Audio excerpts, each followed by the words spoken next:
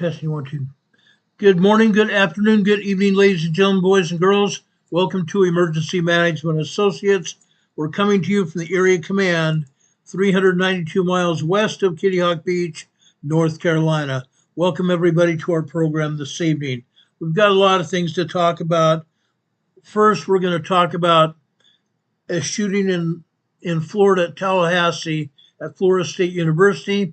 Then we're going to talk about the increasing controversy going on with a gangbanger, an MS-13 gangbanger that was deported to El Salvador several weeks ago. And now we have a United States Senator going over to El Salvador Monday to try to release him. And the El Salvador president said, "Oh, not on your life or mine."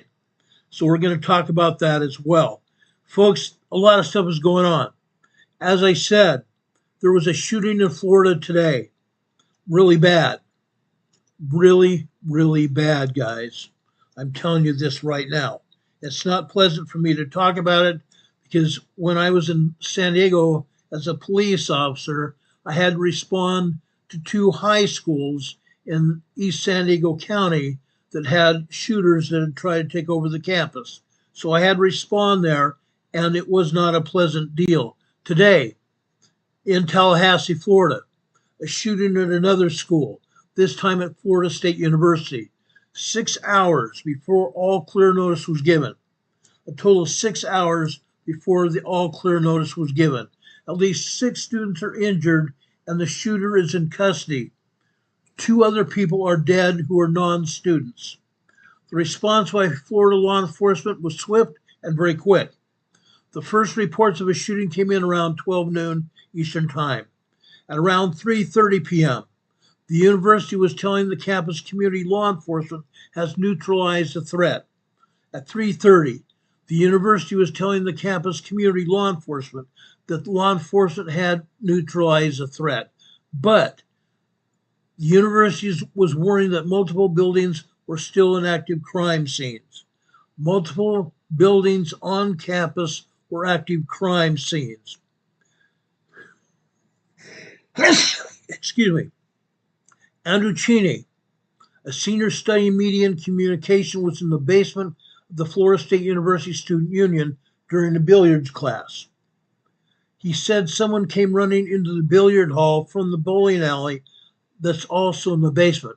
The people at Proof Brewing Company, a bar in the building, had barricaded themselves in restrooms there. They were concerned that something had happened. Cheney said a teacher came into the billiard hall, then the bowling coach locked the doors to both rooms. We waited in there for about 10 or 15 minutes, maybe 30 or 40 of us holed up there. He prayed, leaning on his Christian faith, even as he described himself as frightened. We waited and waited, then got a call from the police saying that we'd be getting out of the building. The group moved behind the bowling alley first, then waited a little longer before being escorted outside by the police. Cheney said he saw one man on the ground in handcuffs, another injured person and paramedics, and tons of police. Family, friends, and loved ones messaged him to make sure he was okay, and the Lakeland native said he was planning to pack a bag and go home for a few days to spend the Easter holiday with his family. Before the shooting, he'd been working on a written reflection of his time at the school. It made me thankful to attend a school that he loved. To think someone would try to harm this beautiful community in Tallahassee makes me sad. And it makes me wonder what's wrong with them. The shooter is thought to be a student at Florida State University. He was shot and neutralized by the police and is at the hospital under protective custody. The shooter is the son of a Florida sheriff's deputy who had been with the sheriff's office for 20 years. He was known because he had been trained with Florida law enforcement as an Explorer Scout deputy. And as a result, it is not a surprise that he had access to weapons that belonged to his mother. A shotgun and a handgun that he had were his mother's. There were 6 students who are now in the hospital. There are 2 victims who are dead who are not part of the university. Students were on campus during the active shooter situation at Florida State University on April 17th today that has left 6 people injured. Described their terrifying experience. This event was still unfolding at 3:15 p.m. today, with shelter-in-place alerts still remaining on campus. These scenes have become all too familiar in Florida, where the Parkland shooting occurred just 7 years ago, and the Florida State University was home to a shooting some years ago before. Law enforcement has neutralized the threat. Please avoid the Student Union, Bellamy, HCB Auditorium, Shaw, Pepper, Hick House, ECHT House, and Caraway, as they are still considered an active crime scene. Individuals are free to move about other areas of the campus. Those who may have witnessed anything of value, you are asked to call 850-891-4987.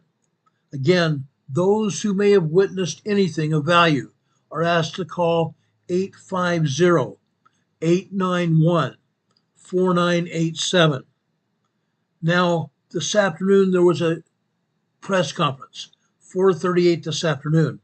Law enforcement officials have now confirmed 2 people are dead, 6 injured in Florida's shooting at Tallahassee campus of Florida State University. The shooter was identified as 20-year-old Phoenix Eisner, Phoenix Eichner, Ikner, an FSU student and the son of a Leon County Sheriff's deputy.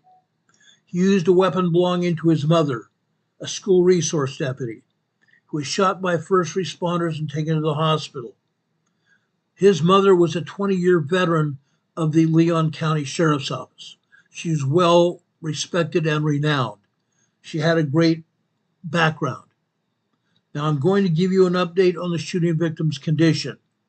In a public information statement issued by the Tallahassee Memorial Healthcare Center said, quote, "We are deeply saddened by the tragic events occurred today at Florida State University. Our hearts are with the students, the families, and everyone impacted by the heartbreaking situation. The hospital, which is a level 2 trauma center, received today's victims. The TMH has 6 victims, patients related to this incident, all of which are currently in fair condition. Our dedicated trauma teams are providing the highest level of care to all patients, and we remain fully mobilized to meet their needs. We continue to work closely with the emergency responders and public safety officials. Out of respect for patient privacy and to ensure the accuracy of information, we will provide updates as appropriate. We ask for the community support and compassion during this difficult time. This is a tragic day for Florida State University," said the president, Richard McCullough. "We're absolutely heartbroken by the violence.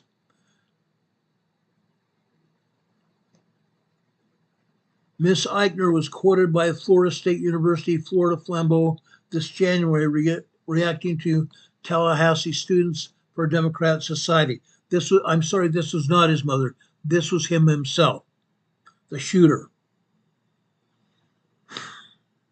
There were students at Tallahassee State University that were part of the SDS, the Democrat Society. These people are currently usually pretty entertaining, usually not for good reasons. Eichner, who was a political science major, said, quote, "I think it's a little too late. Trump is already going to be inaugurated on January 20th. There's not really much you can do unless you outright revolt. And I don't think anyone wants that."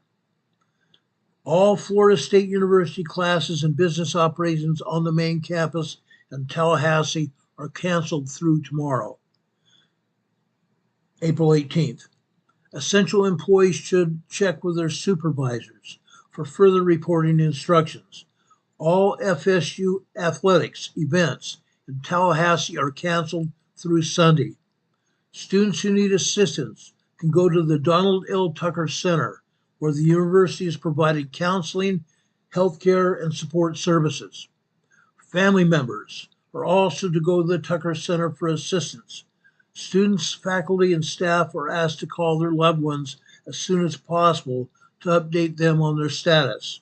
The student union and the surrounding area is still considered an active crime scene. Individuals should avoid this area. Students should not return to the student union to retrieve personal property at this time. All Florida State University classes and business operations on the main campus in Tallahassee are canceled through tomorrow, April 18th. Essential employees, like I said, should check with their supervisors for further reporting instructions. All athletic events in Tallahassee are canceled through at least Sunday. Students that need assistance again are asked to go to the Donald L. Tucker Center, where the university is providing counseling, healthcare, and support services. Family members also can go to the Tucker Center for assistance. Students, faculty, and staff are asked again to call their loved ones as soon as possible to update them on their status. Students may return to the resident halls, but they should otherwise stay indoors on the main campus to allow first responders and university staff to do their jobs and respond to those needing assistance. Students may depart campus for the weekend. Now, the FBI has also launched an online tip line. The FBI has launched an online tip line. You can go to www.fbi.gov/FSU shooting. You need to, if you have any information, you should go to www.fbi.gov/FSU If you have any video or audio media related to this incident, please upload it to the FBI site. So far, does anybody have any questions for me? This is the latest information I have. I may be able to recall some information that I have not told you. So please, guys, if you have any information for me or questions, please bring it out now. I'd surely appreciate it. I'd very much appreciate it.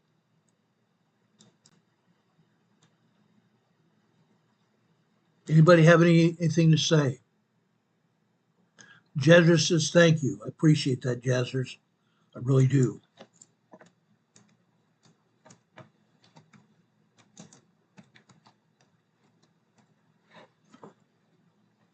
Now, if you guys will just give me a second here, I'm trying to get a picture here that I want to use for this program.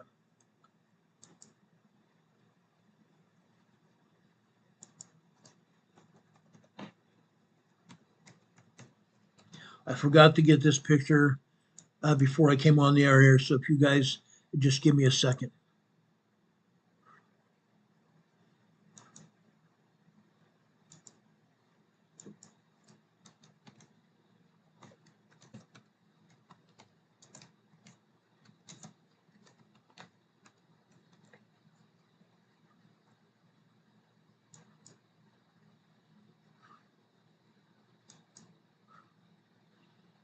Okay. Any questions?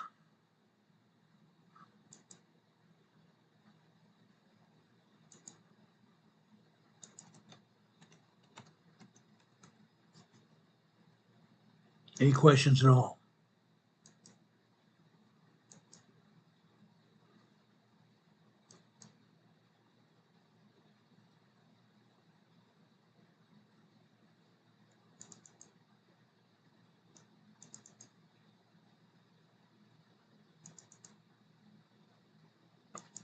Okay, now I want to talk about somewhat of a political situation that we've been going on for several weeks, and then Monday it erupted again. Okay, I want to talk about this. This is Kilmar Abrego Garcia. Kilmar Abrego Garcia. This is a bad man. He's a known MS-13 gang member who was deported to El Salvador several weeks ago. Now it's come up again. Okay? this whole thing has erupted again. Now,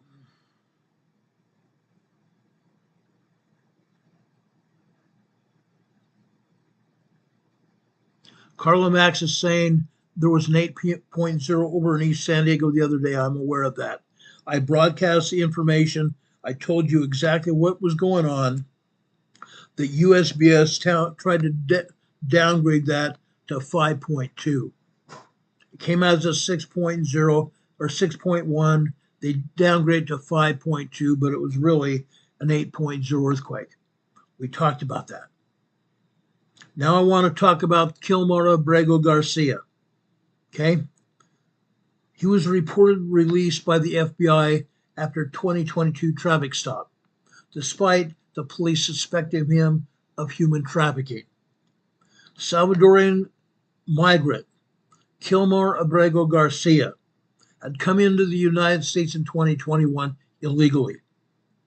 He was not simply an innocent and peaceful person. This Maryland man living in Maryland before he was flagged for deportation. In a report from the Tennessee Star, claimed that Garcia was detained in a traffic stop in December 2022. He was suspected of human trafficking. There were 7 other people in the car with him, all members of the MS-13 gang. But the Tennessee Highway Patrol followed a request by the FBI to release the man. The FBI in 2022, December, told the Tennessee police to release him. Incredible. Members of the MS-13 gang. And the FBI told them to release these people. The report said the Tennessee Highway Patrol requested guidance from the FBI, and the Bureau responded 2 hours later to request that Garcia be released along with the other 7 passengers. If the Biden FBI had not ordered Garcia to be released, we would not be where we are today. The deportation of Garcia from Maryland to the Terrorism Confinement Center in El Salvador by the Trump administration has become a flashpoint in the debate over the president's mass deportation policies. Incredible. Very incredible. It's gotten worse. It's gotten much worse. While the U.S. Supreme Court has unanimously sided with the court ruling that the administration must try to release Garcia, President Donald Trump says it is out of his power. Why? Let me show you some more information here. I think you're going to want to see this. Okay?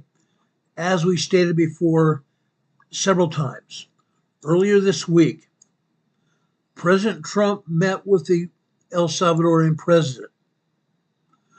Garcia and his lawyers and some in the media have portrayed Garcia as a peaceful migrant and claimed that he had no criminal past after he entered the United States. The Tennessee Star paper reports cast further doubt on that claim after the police said that he was found to be in a vehicle transporting 7 other people. A separate report on Wednesday, yesterday, said that Garcia's wife had obtained a restraining order against him and accused him of domestic violence, assault and battery, striking her, punching her, ripping her skin with these fingernails, and ripping her shirt off, and attempted rape in 2021. The claim that there was no criminal past was false.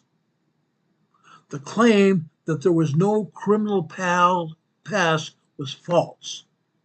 Totally and absolutely false.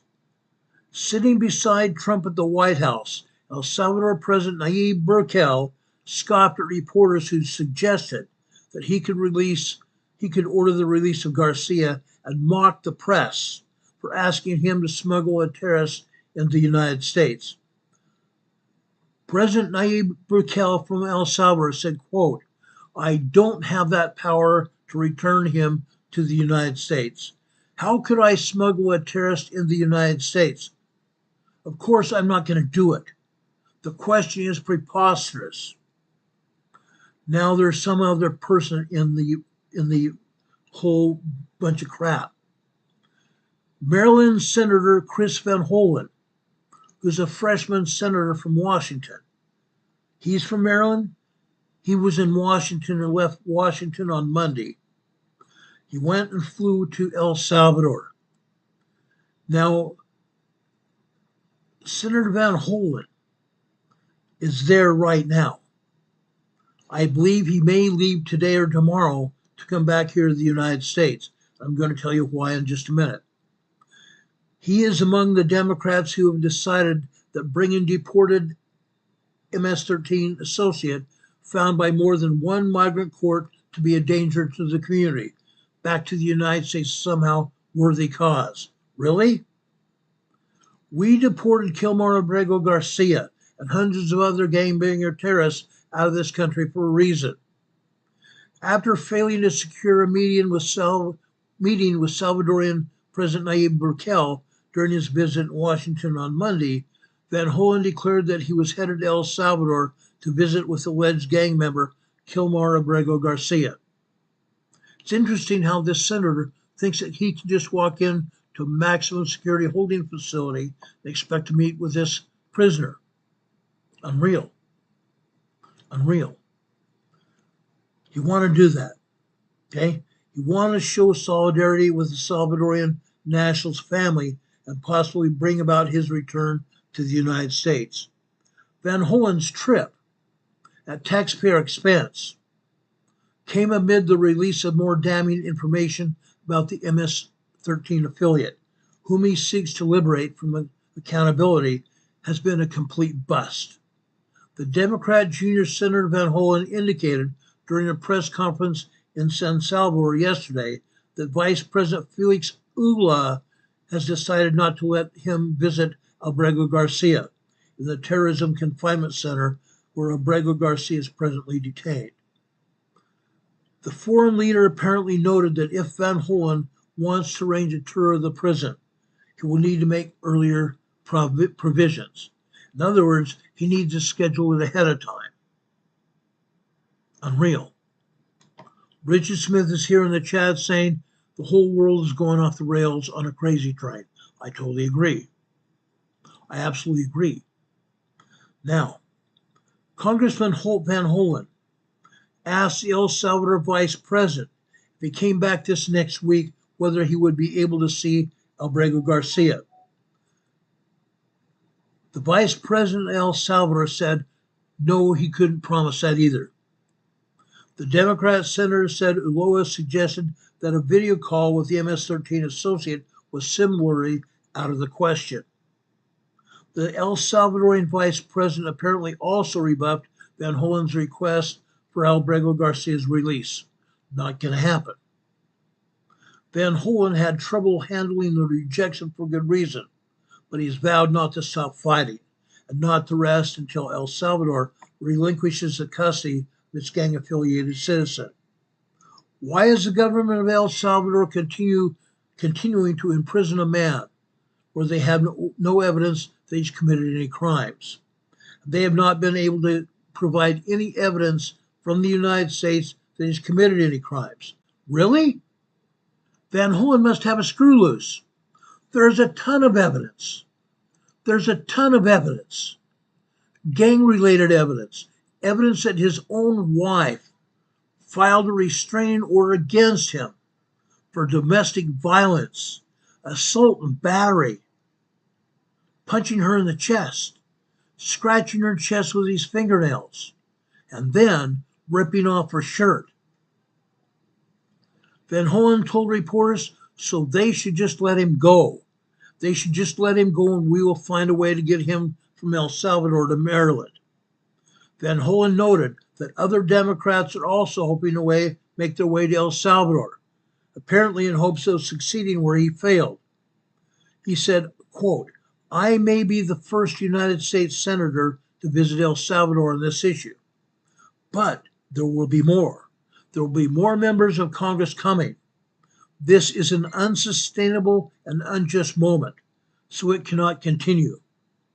Democrats have preferred narrative to expose shame or blame by means of falsehood and misrepresentation concerning Albrego Garcia, where he is thought to be someone of shame or blame by means of falsehood or misrepresentation. The Democrats are saying Albrego Garcia is a hardworking father, unjustly separated from his home and his family by a callous Trump administration. That has collapsed under the weight of mounting details about the Salvadorian's past. He's a criminal. Albrego Garcia stole in the United States illegally, without inspection by the CBP, the Customs Border Protection, or Immigration Naturalization Service in 2011. Right after, guess what happened? That was Obama. 2011 was Obama in charge. He was allowed to go in. Garcia was summoned 8 years later to appear in removal proceedings. 2019. He was summoned 8 years later in 2019 to removal proceedings.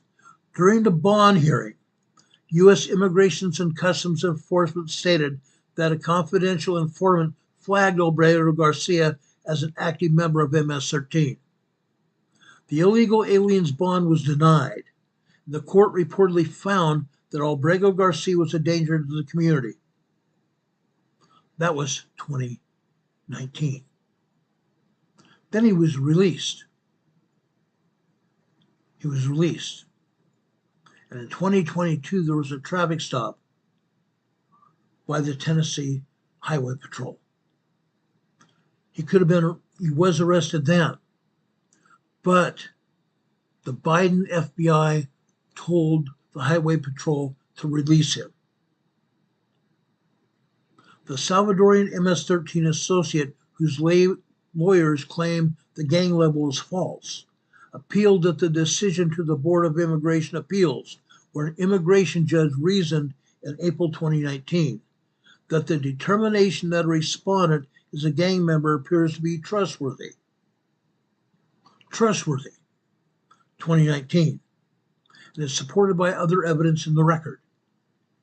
While the court found that Albrego Garcia was removable, it ultimately secured withholding of removal on the basis of a claim that he might face violence back in home El Salvador. Now, while that was good news for the Salvadorian national, this may not have been good news for his wife.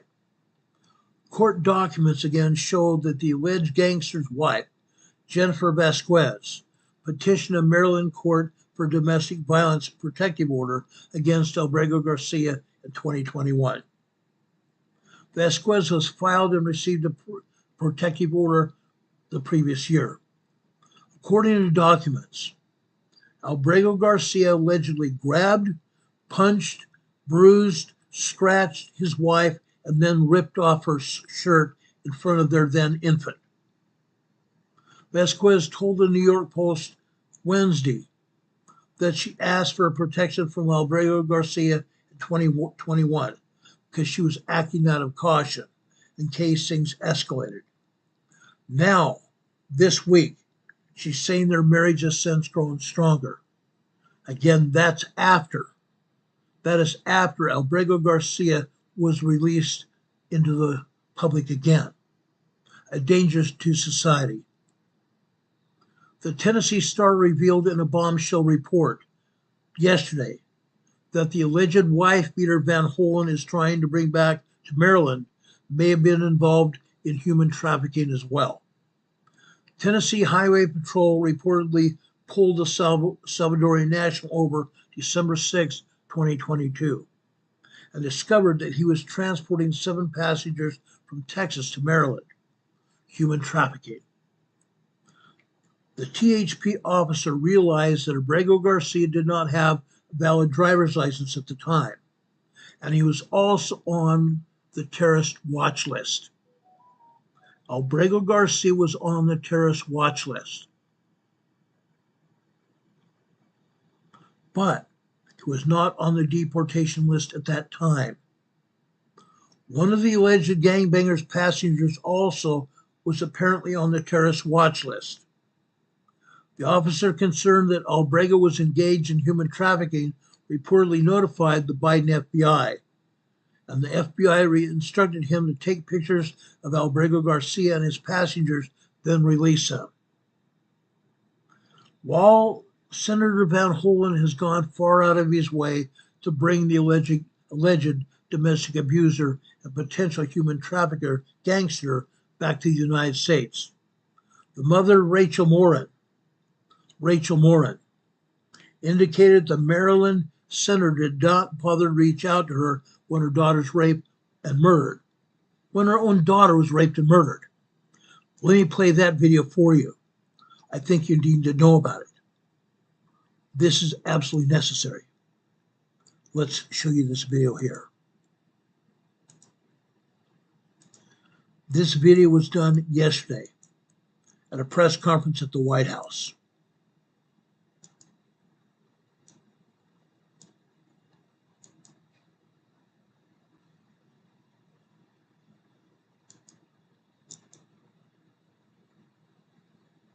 Hold on a second. Thank you. Good afternoon, everybody. President Trump campaigned on the promise to secure our homeland and deport violent alien criminals from our communities. That is why the American people overwhelmingly reelected him back to this office, and it's why the American people defeated the Democrat Party in devastating fashion. Today, we have officially learned Democrat officials still refuse to accept the will of the American people. Maryland Democrat Senator Chris Van Hollen rushed to Dulles Airport this morning to fly to El Salvador, potentially using taxpayer dollars, to demand the release of deported, illegal, alien MS-13 terrorists. The Democrats and the media in this room have continually and wrongly labeled Kilmar Abrego Garcia as a Maryland father. There is no Maryland father. Do you need a free, easy way to capture your gameplay?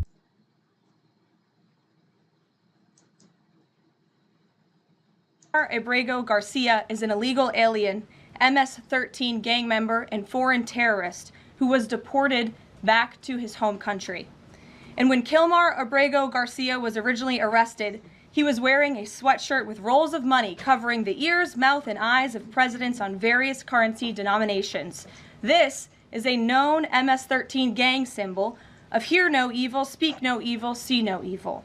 Abrego Garcia was also arrested with two other well-known members of the vicious MS-13 gang. And two separate judges found that Abrego Garcia was a member of MS-13, and that finding has never been disputed. And just this morning, it was revealed through Maryland court documents that Abrego Garcia's wife petitioned for an order of protection against him for 2 instances of domestic violence in May of 2021.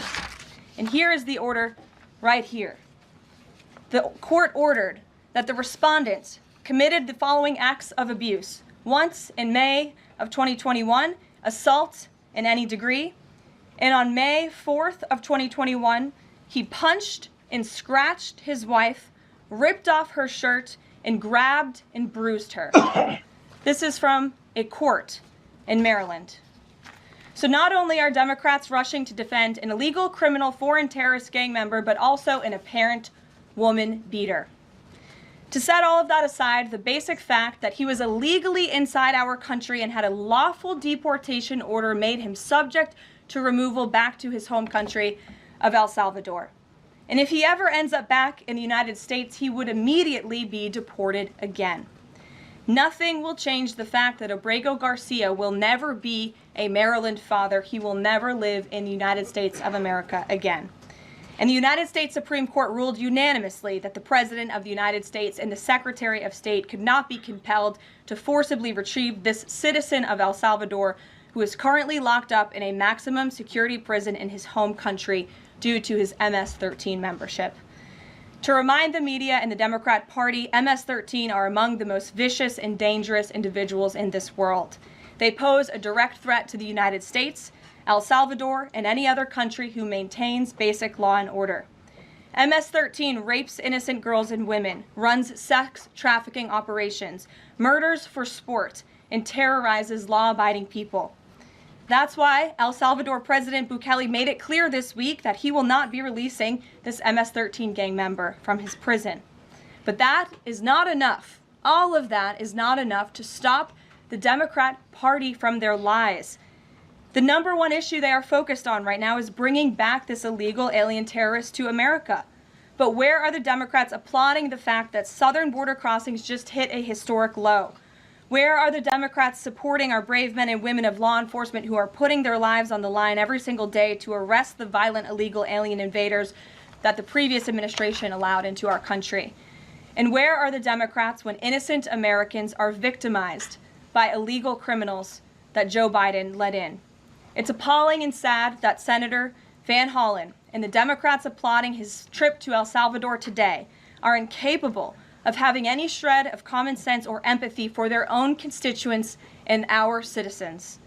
Nobody knows this more than the woman standing to my right, Patty Morin, whose beautiful daughter Rachel was brutally maimed and murdered at the hands of an illegal alien in August of 2023. Patty no longer has her daughter because of the failed Democrat Party's open border, and these are policies that President Trump is bringing an end to. Patty should not have to be here today, but she is, and we are grateful and we are honored for her willingness and her request to share her powerful story with the world. Thank you, Patty, for being here. Thank you. Welcome to the Undetectable AI Quick Start Guide.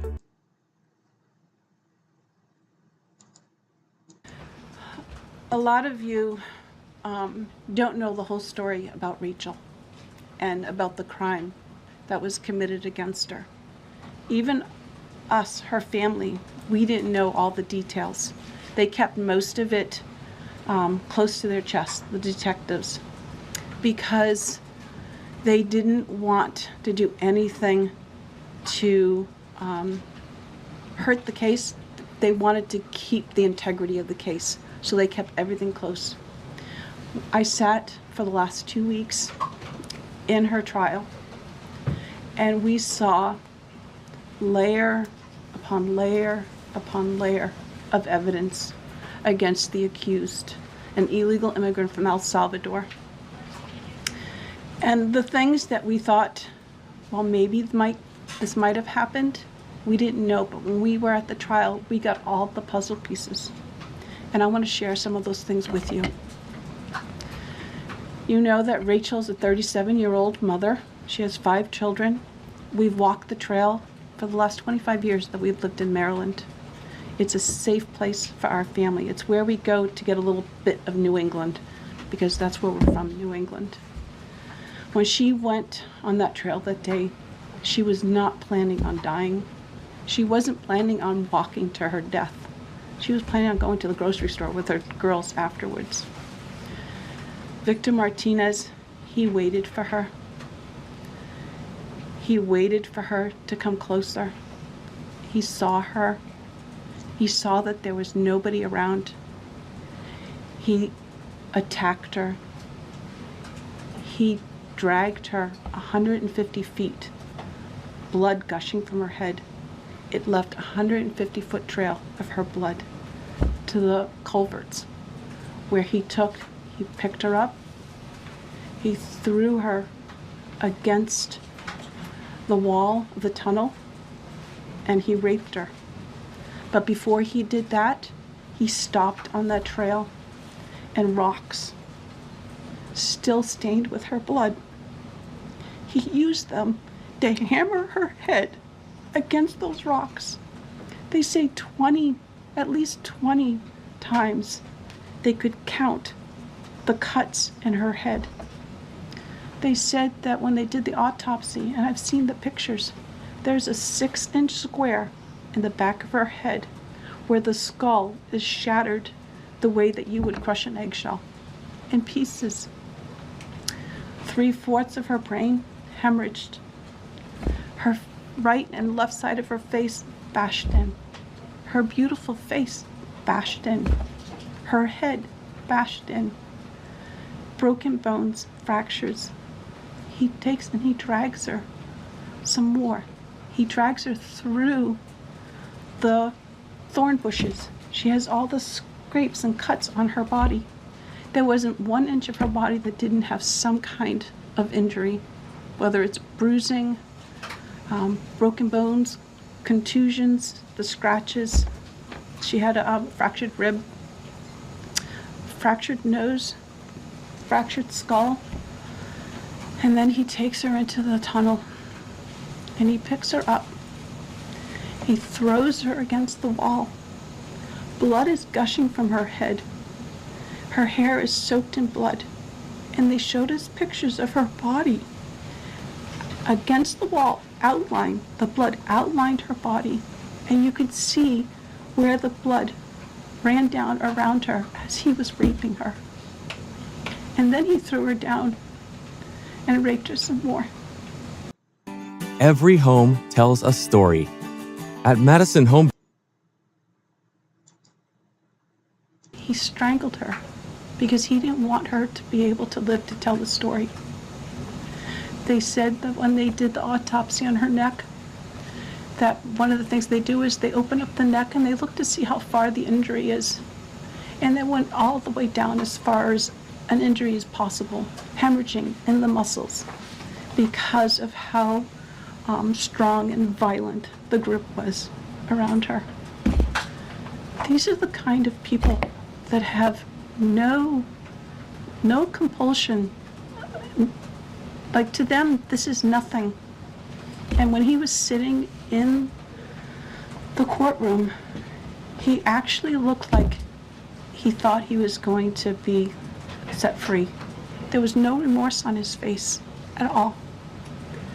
This person took my daughter so violently and so gruesomely and so graphically that they sealed the pictures, because I don't want my granddaughters to see these pictures.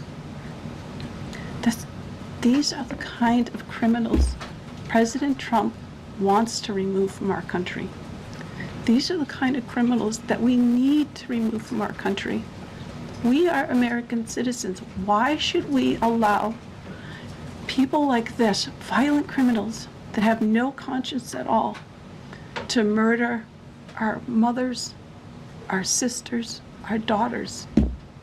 What? I don't understand why there's even any kind of problem with this.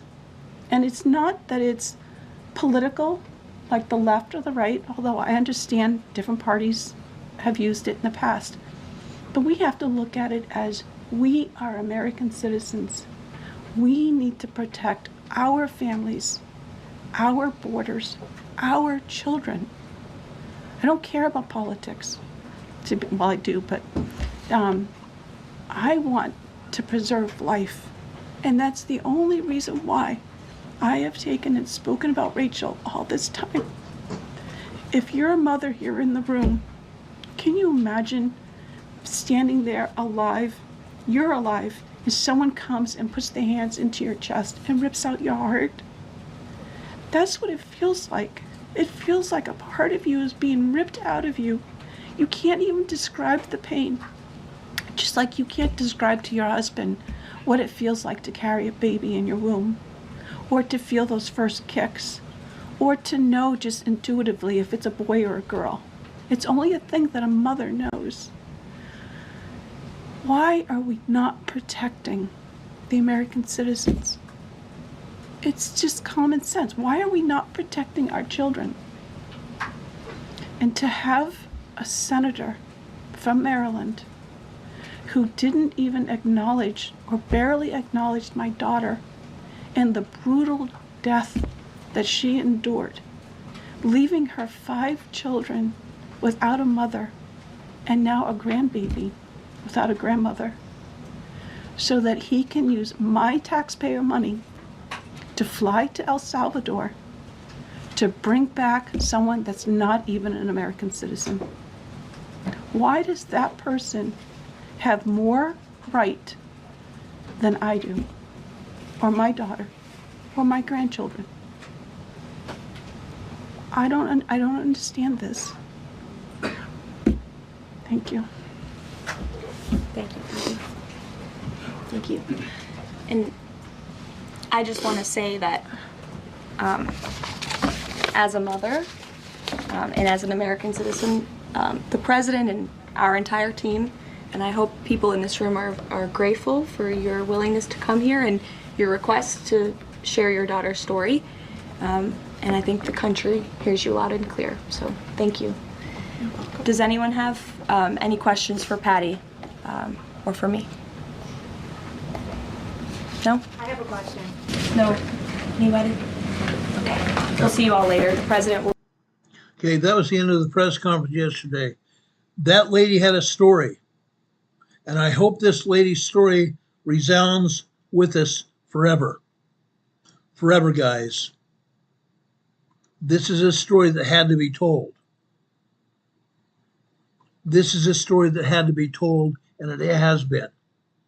Now, these Democrat senators, these Democrat congressmen and other politicians need to be held accountable. I hope Senator Van Holman has since returned. I hope he does not go back to El Salvador, because I do not believe El Salvador will release Abrego or anyone else, because these people are gangbangers. I don't give a flying rat's butt. I don't give a flying rat's butt what these senators and congressmen say. What these gangbangers have done is wrong. Is wrong. When I was a police officer in San Diego, my police beat covered an area region that was frequented by 5 different gangs, 5 different Mexican gangs. One of them being MS-13, one of them being the Crips, and the other one being the Bloods. Bad, really bad. The other 2 Mexican gangs were just as bad or worse. Folks, I fought with these people. I fought with these people from the mid-'80s until April 2000, when I left and went to Denver. And then my first arrest in Denver was a gangbanger that I had arrested in San Diego. My first arrest in Denver was a gang member that I had arrested twice previously on federal felony charges. Somehow he got out. When I arrested him in Denver, I had him on 5 more felonies. 5 more felonies. The judge in Denver sentenced this guy to life in prison. 3 strikes, you're out. He sentenced that gangbanger to prison in southern Colorado, at the maximum holding facility in southern Colorado. Hopefully he'll never see the light of day outside. That's what we're hoping. These kind of people don't deserve to be out in our society. Southern Denver has a housing area that has gang members in it. And even the Denver police don't go there unless they have a SWAT team backing them up. Unreal. San Diego has 1,400 gang members, maybe more. 1,400 gang members, maybe more. Asian gangs, Mexican gangs, the Bloods and the Crips and everybody else. Unreal. We dealt with them in San Diego. I dealt with them in Denver. And when I was finally let go by the Obama administration, because Obama cut the federal budget for law enforcement. Obama hated the cops. And I can tell you stories about that. Democrats don't like law enforcement. Even Biden went along with the gang members and the Antifa calling for what? Defunding the police. Unreal. Unreal. And we were only doing our jobs. I was not ever a bad cop, but every department had bad cops. Every one of them, including mine. We got rid of 2 bad cops in my department, and then I think it was 1997, 1998, we got rid of the police chief. The police chief is just as bad. We finally got rid of him. Unreal. Unreal. But we have to do something about this. Now, unlike Senator Van Hollen, the Trump White House has shown interest in Miss Morin's tragic story. Rebecca the Explorer just gave us a $2 super chat. Thank you, Rebecca. God bless you for that. I just gave you an EMA sticker on your super chat, and Jesus gave you a thumbs up for that as well. Thank you so much, Rebecca. Rebecca also has a channel here on YouTube. I would ask all of you, if you have the chance, after this program is over, to go show her channel some love. Show her some love here on the chat. She's a great lady. She's a great lady. She's a great friend of ours. So please do that. But here, as I showed you, the Trump White House has shown interest in Morin's tragic story. The White House gave Patty Morin an opportunity yesterday to speak to the nation about her daughter. Patty Morin, the mother whose daughter was killed by an illegal alien. Tears into her face. Tears on her face. And then the Maryland Democrat senator has the almighty gall. To go to El Salvador and attempt to tear that person out of prison. This angel mom expressed confusion about why Senator Van Hollen, who didn't even acknowledge or barely acknowledge her own daughter and the brutal death that she endured, would waste taxpayer money to fly to El Salvador. To fly to El Salvador on our dime. Our dime. To bring somebody back who's not even an American citizen. As Ms. Morin said, she doesn't understand this, and neither do I. It's terrible. It's a very terrible situation. And I wish her great luck, and I hope Van Hollen never sees this gangbanger here in the United States. Now, with that said, we talked to you a couple weeks ago about Judge Boasberg. Judge Boasberg and 2 other justices here in the United States are holding the Trump administration in contempt of court to bring those gangbangers, all of them, back to the United States.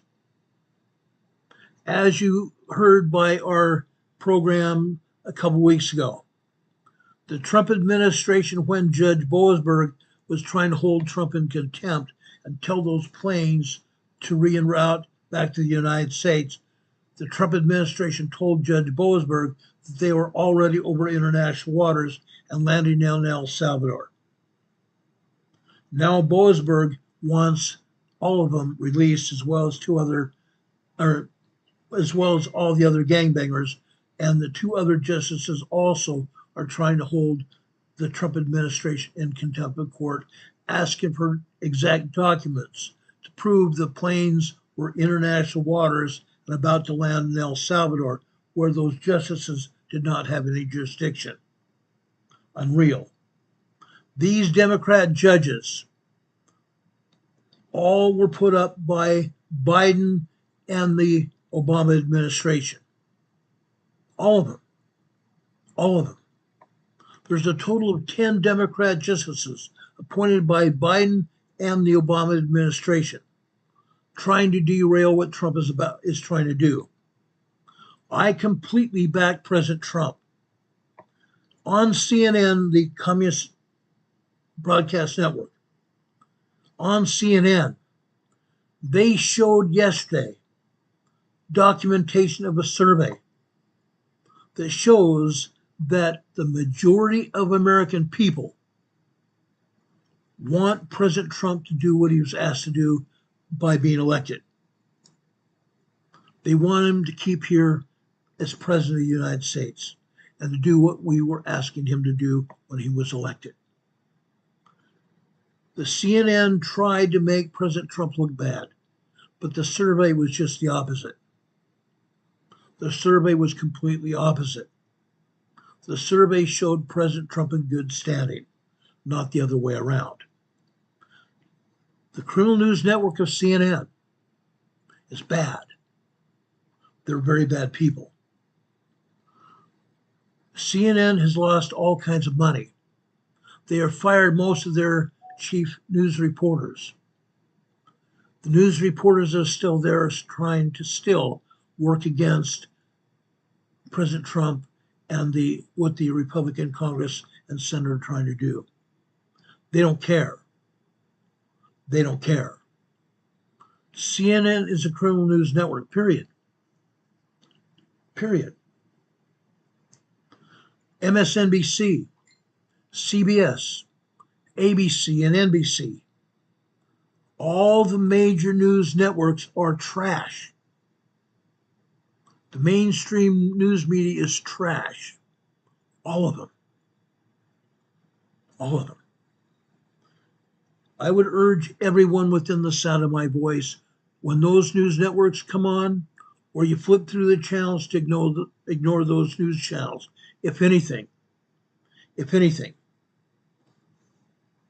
watch Fox News. No, Fox News is not necessarily the best, but it's better than most. You can also watch News Nation. News Nation. They are honest and good conservative news. They will report the news as it happens. They will report the news as it happens. The other one is the Right Broadcast Network. The Right Broadcast Network. When we were going through the election period, on election night, I used the Right Broadcast Network to broadcast what was going on with the election. I was asked by them to do that. I did it. No, they did not pay me. But I did it, one, out of the goodness of my heart, and I believe truly most Americans wanted to know what's going on election night. And so I broadcast for 12 hours. I stayed on the air for 12 hours talking about what was going on during the election. And President Trump won. So the Right Broadcast Network, the News Nation Broadcast Network, and even Fox News. Any other network is pitiful and sickening. Okay, I'm just telling you. That's my opinion. You can take it or leave it. Now I want to talk about something else now in regards to what's going on here in our world. Mount Spur over in Alaska. Mount Spur is some 70 miles west of Anchorage. We talked about Mount Spur a couple weeks ago when Mount Spur was showing signs of a possible eruption. We talked about how to protect yourself from a volcanic eruption. Today, the Alaska Volcanic Center put out a news advisory about Mount Spur. There's been shallow earthquake activity underneath Mount Spur, and it remains elevated, though it has declined over the past month. Ground deformation, meaning the ground rise. Magma underneath the volcano is making the ground rise. Ground deformation has also slowed over the past 3 weeks. Slowed. It hasn't stopped. The Alaska Volcano Observatory has been unable to measure volcanic gases via airplane or helicopter since March 21st due to poor weather. Satellites have not detected SO2 sulfur dioxide from Mount Spur since April 3rd, most likely due to cloudy weather. Based on the recent modest changes in monitoring data from Mount Spur, you need to know this.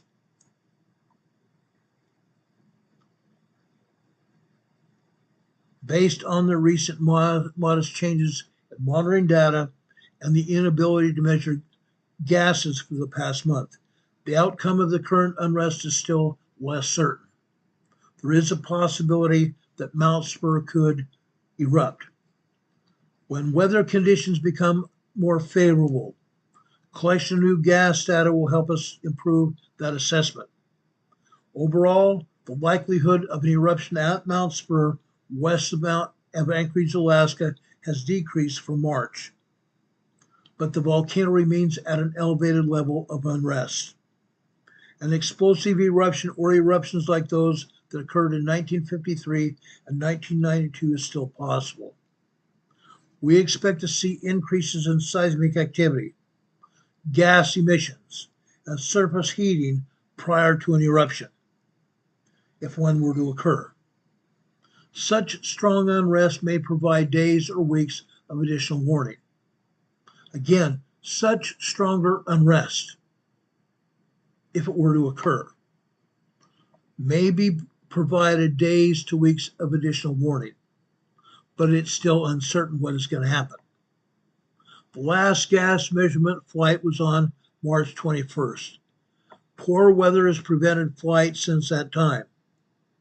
Analysis of the data from the 3 flights in March suggests gas emission rates of about 1,000 metric tons per day of CO2, carbon dioxide from Crater Peak. This value is high, but similar values were reported in 2004 when the volcano did not erupt. No SO2 sulfur dioxide readings was detected from Crater Peak. At the summit, measurements from the March flights show several hundred metric tons per day of carbon dioxide and sulfur dioxide. These values were also similar to what was reported in 2004 and 2006. I want to make sure everybody is aware of this. Okay? Satellite detections of sulfur dioxide occurred on 7 different occasions in mid-March and early April, as late as April 3rd, before the bad weather came in. They were broadly consistent with airborne measurements. No satellite SO2 sulfur dioxide detections have been made since April 3rd. This may be due to cloudy weather, limiting satellite views, or alternatively could reflect a decrease in degassing. Over the last month, the Alaska Volcanic Observatory has located about 60 to 80 earthquakes per month under Mount Spur. The rate of shallow earthquakes less than 2.5 miles or 4 kilometers per below sea level. The rate of shallow earthquakes less than 2.5 miles or 4 kilometers deep below sea level is lower than in January and February. Now, guys, when they say 2 to 5 miles deep, that's not below sea level. It's not below sea level. However, the rate of deep earthquakes greater than 6 miles or 10 kilometers deep below sea level has been fairly constant, suggesting that magma at Mount Spur remains active deep beneath the volcano. Ground deformation, again, ground inflation, magma inside the volcano lifting the volcano higher and higher.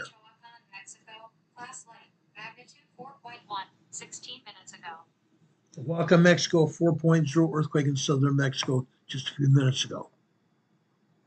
Ground deformation or inflation, as measured by the GPS, has slowed or paused since about March 19th. A similar pause occurred in the fall of 2024 last year. A collapse of snow and ice into the summit crater lake that formed during this period of unrest continues. In other words, the peak itself has melted because of the heat of the magma inside the volcano. The peak of Mount Spur, the snow and ice has melted into what was a glacier at Mount Spur. The heat of the magma inside the volcano has melted it. Okay? This, along with steam emissions from the fumaroles within and around the summit crater, steam emissions within the summit volcano crater. There have been no significant changes to the fumaroles within Crater Peak over the past month. The modest changes in monitoring data over the past month suggest that the likelihood of an eruption has decreased, and the inability for the AVO, the Alaska Volcanic Observatory, to measure gases made it more difficult to assess the current state of the volcano. However, the current level of unrest remains above background monitoring levels, meaning that the AVO has reduced the warning level to advisory caution yellow. Advisory caution yellow. Okay? Monitoring data shows the presence of magma under the volcano and that an eruption is still possible at Mount Spur. If an eruption were to occur, an explosive eruption or other eruptions like those that occurred in 1953 and 1992 is the most likely outcome, meaning ash going way thousands of feet into the air and then being blown by the winds back over Anchorage and out into Canada as well. Fluctuating rates of seismic activity and other monitoring data have occurred during the past unrest periods. For example, before the eruption of Mount Redoubt in 2009, such fluctuations made the outcome of the unrest less certain. Fluctuations made the outcome of the unrest at Mount Redoubt less certain. But it is possible that the unrest at Mount Spur could continue to decline and ending in absolutely no eruption, or it could increase again. Now, the AVO cannot assign an exact time frame, nor can I, when an eruption might occur, or if it ever will. But we see additional changes to monitoring data prior to an eruption. As magma moves closer to the surface, this would include a change in the rate and the character of earthquakes, an onset of sustained seismic tremors, further increased gas emissions as well, changes in surface deformation, in other words, again, magma lifting up into the magma chamber of the volcano, and other melting of snow and ice around the volcano. We saw this happen at Mount Rainier several years ago. We reported on it. I believe it was 2020 when the magma was way up in the top of Mount Rainier. And at that time, someone sent me a copy of a video showing the side of Mount Rainier where there was snow and the snow and ice fell down the side of the mountain. At the time, the USGS and the National Forest Service denied that that happened, yet I showed it on our channel. As a result, that snow and ice melting on the side of Mount Rainier, there was a lahar. All that snow and ice melted, got into the creeks and rivers down near the bottom of Mount Rainier. All that snow and ice caused a huge surge in water and ice to go down the river, knocking logs, knocking trees down, causing real mess in Rainier National Park. Again, the Forest Service and USGS denied it. I caught it. A week later, they had to say, yes, it happened. Yes, it happened. Once President Trump took office,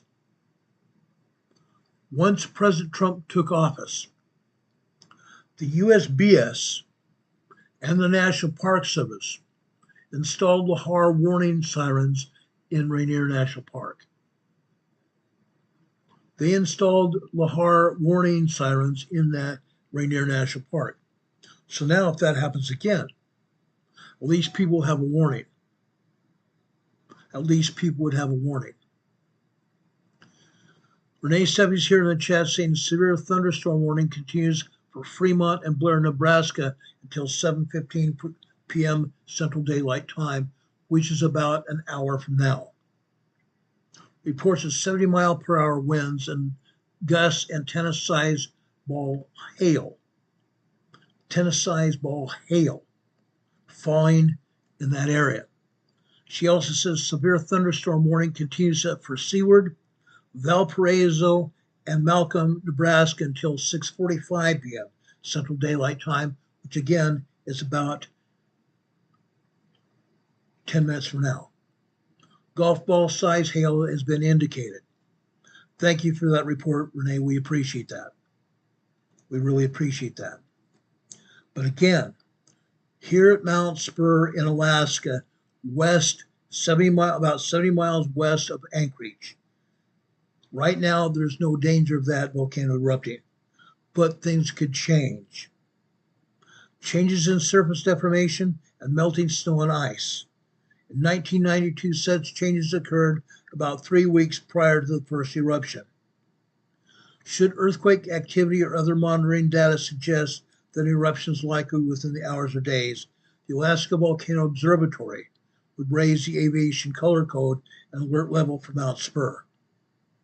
While the likelihood of an eruption without additional warning is currently low, the volcano poses hazards for people who want to explore or ski around Mount Spur. Elevated CO2, carbon dioxide, and SO2 concentration sulfur dioxide may exist in low-lying areas, around or downwind of the gas vents, such as within the craters atop Crater Peak and Spur Summit, but not in local communities. CO2 is a colorless and odorless gas. And hazardous areas of high CO2 cannot be detected by sight or smell. So those of you over around Mount Spur, over in Anchorage, that want to go over to Mount Spur, be very careful. You won't have any warning that there are high concentrations of carbon dioxide gas. You might smell sulfur dioxide. It smells like rotten eggs. But if you get into an area with high concentration of CO2, you may not be able to get out of there, because the carbon dioxide will take the air out of your lungs and you'll die right there, unless you get immediate medical attention. Okay? Does anybody have any questions about Mount Spur? Now, before I start talking about what is happening over in the Pacific Northwest of Washington, Oregon, and Northern California, I want to talk about what is going on in Utah. They're having a great shakeout in Utah. In the area where I used to live in Santa, Utah, they had today an earthquake disaster test. This is the test of Santa, Utah's emergency communication system. This is only a test. If this were an actual emergency, instructions for individuals and families, as well as businesses in Santa, Utah, would follow. The goal of Santa Emergency Management is to reach as many people in Santa, Utah, as many as possible in the event of an emergency. We do this in conjunction with the Great Utah Shakeout each year, April 17th each year. Sandy My alerts are sent in bulk from the number of 801-448-0784. Emergency Management in Santa, Utah will send out an alert notice from telephone 801-448-0784. If you live in Santa, Utah, please add this number to your mobile contacts to ensure that you avoid any bulk spam filters on your mobile device. Heidi Petrick just gave us a $20 super chat. Thank you so much, Heidi. God bless you for that. We really appreciate it. Heidi Petrick's awesome. She occasionally does this for us. Thank you so much, Heidi. God bless you. For those people who live in Santa, Utah, Utah itself had a disaster earthquake shakeout today, a disaster drill today, because what's going to happen in Utah? We've been talking about Utah for many, many years since I lived there. They have a huge earthquake fault, a long earthquake fault coming from southwestern southeastern Idaho, going all the way down the mountain range of the Wasatch Mountains from northern Utah, southeastern Idaho, all the way down to central Utah. The Wasatch Fault could produce a 7.5 earthquake at any time. There are 7 segments of the Wasatch Fault. Each individual segment could shake at any time. Any one of those individual 7 segments could shake at any time, or all 7 of them. Major earthquake from southeastern Idaho all the way down to southeastern or central Utah. That could happen.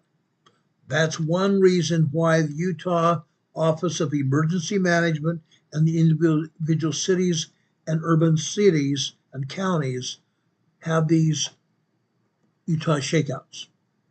It's appropriate and it's needed.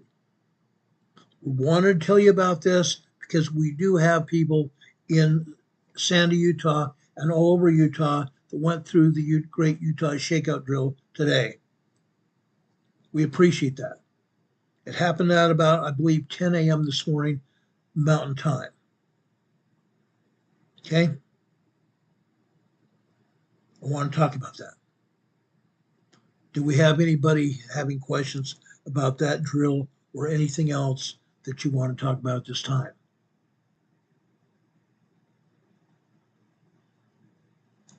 Okay. If not, let's talk about earthquakes in the Pacific Northwest. I'm going to bring up the earthquakes that happened in the Pacific Northwest in the last 24 hours. Be advised, there have been a lot. Before I get into the volcanoes, the major volcanoes that we're watching right now, I want to show you earthquakes all around Washington right now because USGS isn't talking about them. They're not talking about them, which is a bunch of crap. It's a bunch of crap. Okay? This is just one of those seismograms here. This is Edison Elementary School in Bow, Washington. Look at the earthquakes and tremors here. Look at this. It's incredible. Let me enlarge this seismogram so you can see what we're talking about. Any individual line here, any individual horizontal line here could be indicative of magma going eastbound in towards the volcanoes. When you see a line increase in size, that is a size alert, warning that magma has been increased. It's called a magma pulse signal. Increased magma, and when there's less or a thin line there, means a decreased level of magma. That's what we're seeing here. Notice here, okay, just after 6 a.m. this morning, just after 6:08 this morning, there was a 3.2 earthquake. A 3.2 earthquake in Bow, Washington. Another earthquake as well. This one after 9:15 on the red line. 9:15 Pacific time. Another 3.2 earthquake. There has also been some tremors here as well, caused by magma underneath the ground headed eastbound towards the volcanoes. This is normal. This happens all the time. This happens all the time. These earthquakes don't happen all the time. They happen infrequently, but when they happen, people go crazy. And they're rightly so. Because our agency doesn't talk about it. The agency doesn't talk about it. Let's go over to the USGS map now. I want to show you what's going on in the Pacific Northwest.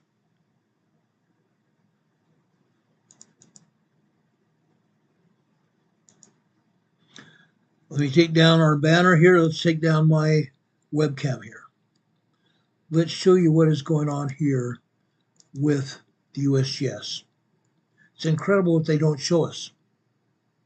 They're showing us one earthquake over here in Imperial Valley near Nyland, California. Unreal. Down here in the Imperial Valley. This is a 2.0 earthquake here. A 2.0 earthquake. Why are they not showing all the other earthquakes here?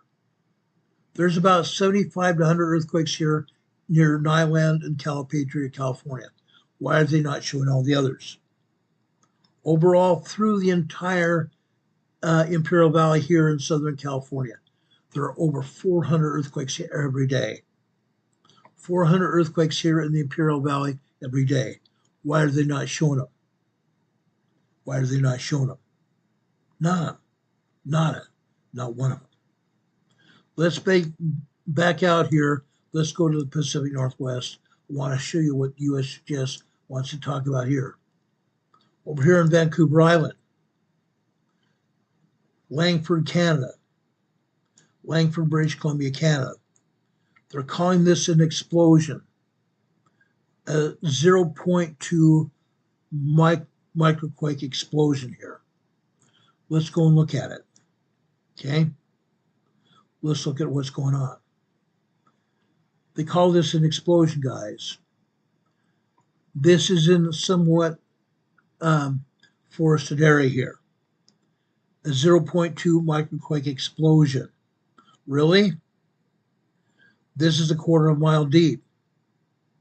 This is 1.5 miles west-northwest of Langford, Canada. Interesting. Interesting. There's quarries to the southwest. There's quarries almost directly south of this related explosion. Now, I have not researched this supposed explosion, but I don't believe it was an explosion. I believe this was a microquake in this area related to the Cascadia megathrust earthquake. The Cascadia megathrust earthquake. We have earthquakes like this all the time. All the time. Down here in the Strait of Juan de Fuca. Let's back this out. The Strait of Juan de Fuca is a body of water coming in off the Pacific Ocean. Over here in the Strait of Juan de Fuca, we're showing an earthquake. This is a minus 0.7. Really? Minus numbers again? This is 10 kilometers northwest of Jamestown, Washington.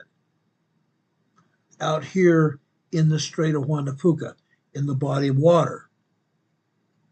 A 0.7 microquake. Interesting or not. Okay? Again, this is related to the Cascadia earthquake that we're expecting to have happen. South of there, over here in the Puget Sound, the southern Puget Sound area. This is a 1.8 tremor. Southwest of Federal Way, Washington. West-southwest of Federal Way, Washington. This is a 1.8 tremor here. Okay? Southeast of there.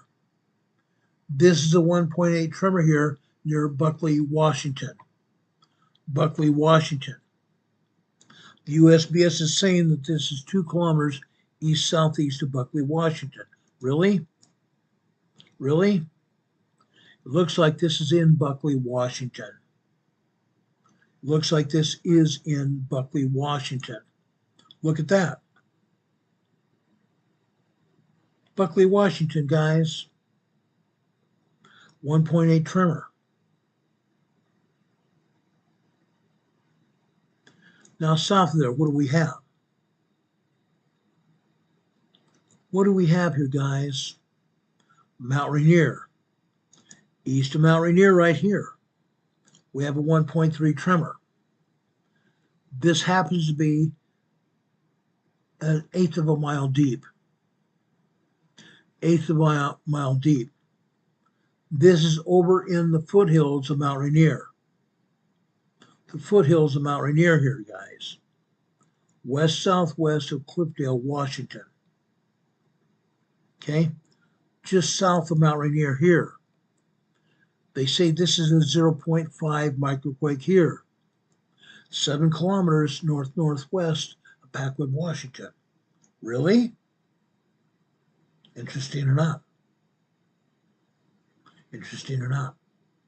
What else is going on? Up to the north here, Loomis, Washington, Loomis, Washington. This is a 1.2 tremor here.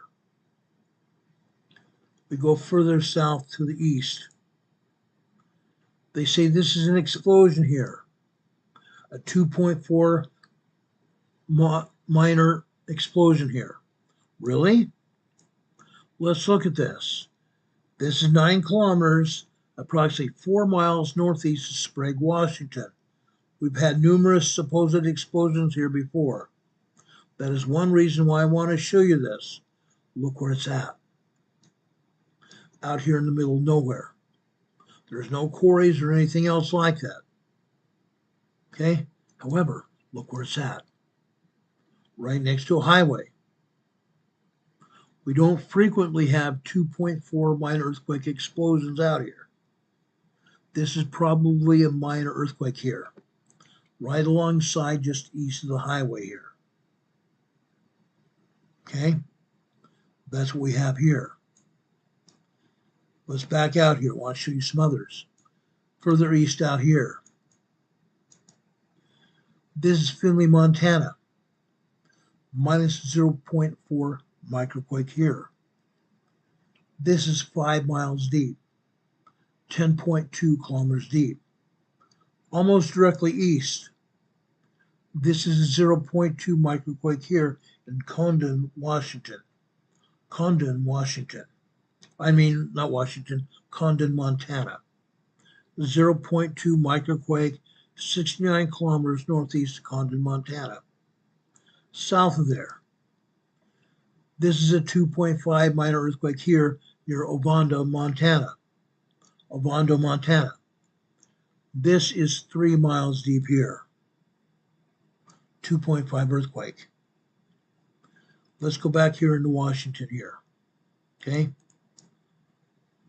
Nothing else here in Washington. Let's go further south right here.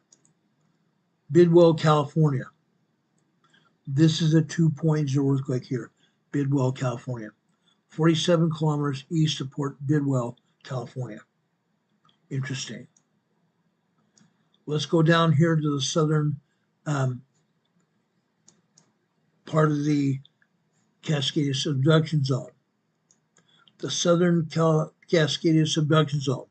Down here near Petrolia, California. This is a 2.0 earthquake. 2.0 earthquake just barely south of there. This is a 1.7 tremor. This is 18 kilometers deep here. This is 11 kilometers here. 11 kilometers deep here. We go out here towards the Triple Junction. The Triple Junction is where the Cascadia subduction zone coming out of the north intersects with the Gourd Escarpment and the San Andreas Fault. You see the Triple Junction here on your screen. This earthquake here is a 2.3 earthquake, just south of the Gourd Escarpment, and it's probably part of the Gourd Escarpment where it's at. Part of the Gourd Escarpment where it's at, a 2.3 earthquake here. We frequently get these kind and size of earthquakes all the time. This is pretty much normal. Pretty much normal.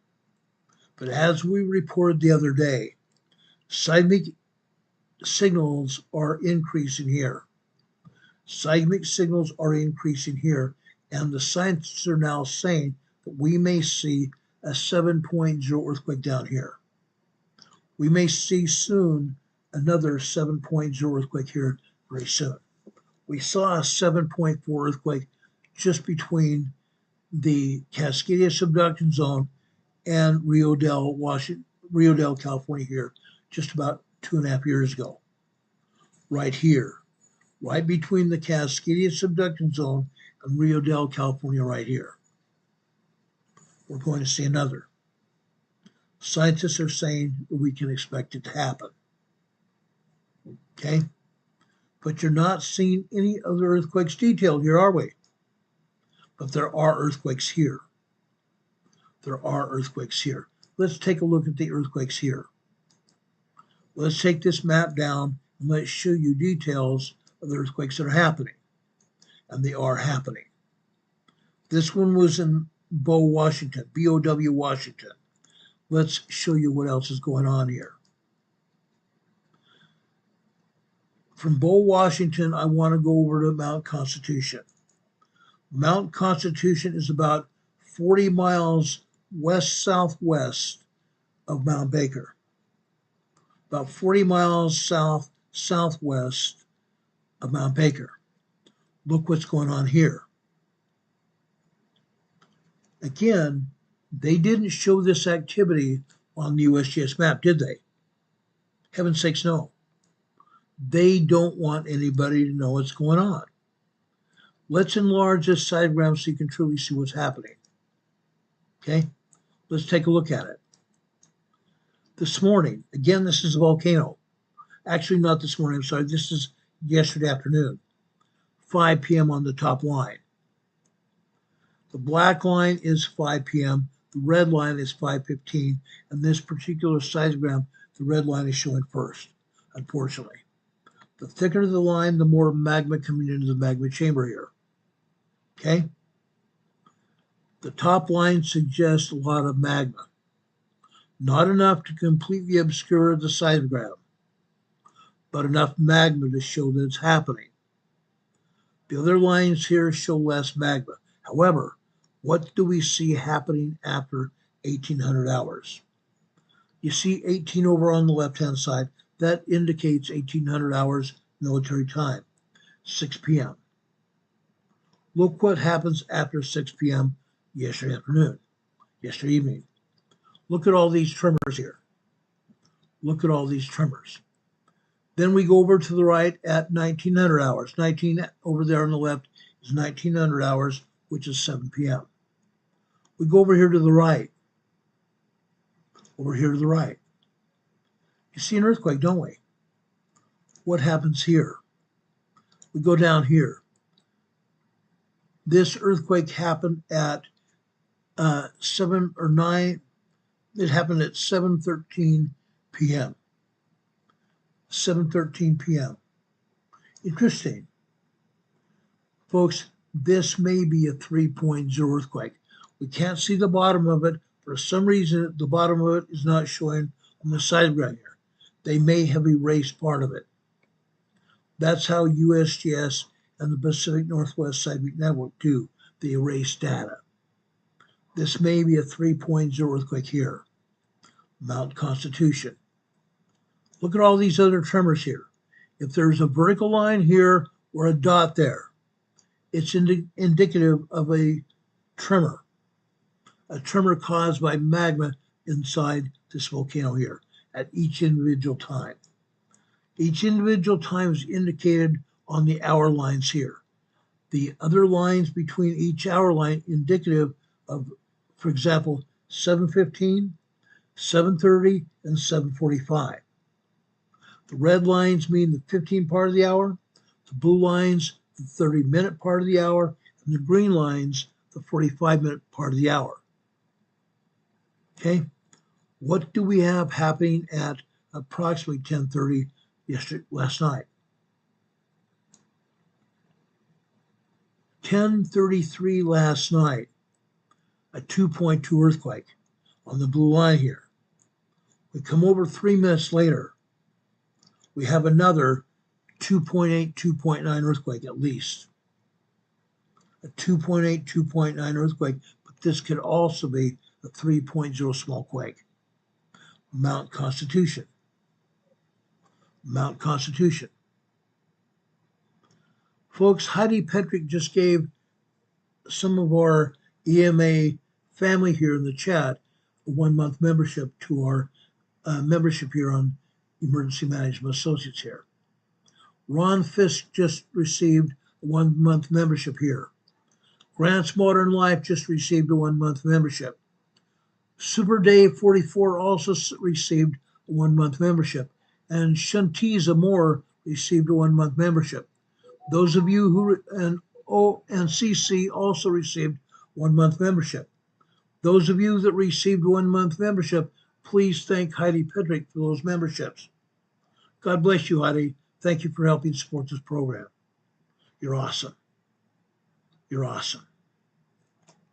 Renee Steffi is saying that there's a tornado on the ground from Fort Calhoun and Blair, between Fort Calhoun and Blair, Nebraska. Those of you that are on the ground in those areas, take cover now. Take cover now. Go to the center part of your home away from windows and any doors to protect yourself, or go into your tornado shelter underneath the ground. That's the best place you could be. Please go to your shelters right now immediately. A tornado on the ground between Calhoun and Blair, Nebraska.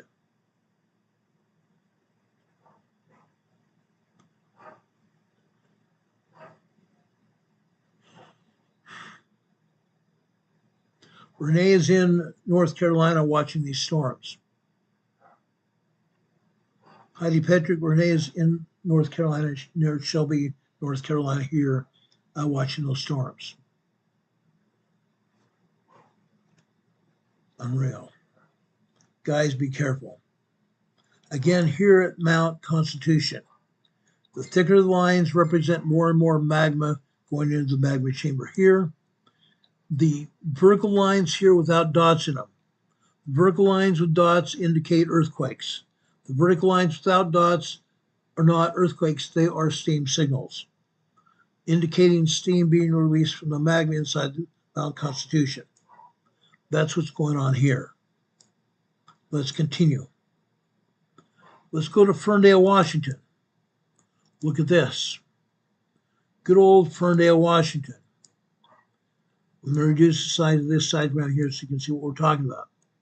Up at the top, the black line is indicative of 1700 hours, 5 p.m. yesterday afternoon. Over at 00 hours, about 1/3 of the way down the seismogram is midnight last night. Then it starts counting downwards from 1 o'clock, 2 o'clock, 3 o'clock, all the way to 12 noon, actually 1:49 a.m. this morning here on this particular seismogram. Actually, it goes even further than that. It goes to 2:45 p.m. this afternoon on this particular seismogram. Notice the tremors and also the earthquakes. There are a lot of tremors here. There's one 2.0 earthquake just after 6:05 a.m. this morning. 2.0 minor earthquake at 6:05 this morning. All the rest of these earthquakes, except for one, are tremors. There's one other earthquake just after 1:43 this afternoon, and it was about a 2.7, 2.8 earthquake on the red line at the bottom right. See that earthquake there? A 2.7, 2.8 down at the bottom red line on the right. Minor earthquake there, a good sized minor earthquake there. Let's go down and pick up another seismogram here and show you what is happening, because the agency's not going to tell you. The agency's not going to show you either. Let's go to Guaymas Island in the Puget Sound area. Look what's happening here, guys. You see all these tremors? There's one standout earthquake here.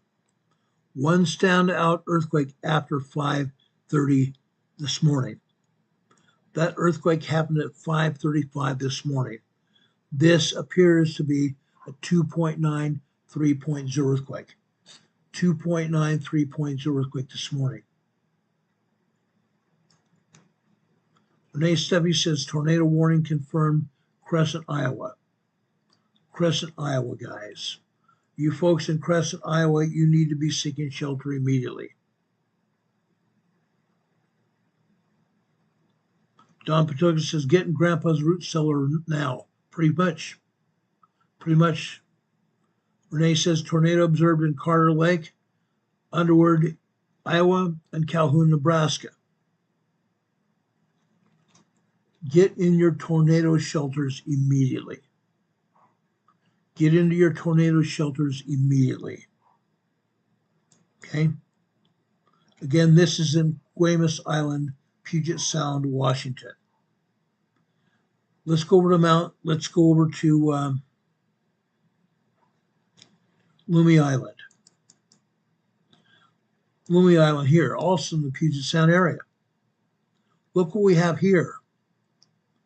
Last night, all we had here were tremors, very minor tremors. What happened after 2200 hours, which is 10 o'clock last night? Over on the left, it says 22. That's 10 p.m. What happened?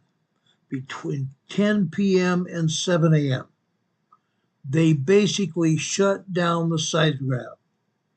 They basically shut down the seismograph here at Loomy Island. Unfortunately, that did not allow the seismograph to tell us what's going on. 9 hours that they shut down the seismograph. Then at 7:30, the tremors began. The tremors increased. First, we have like 1.5, 1.6 tremors.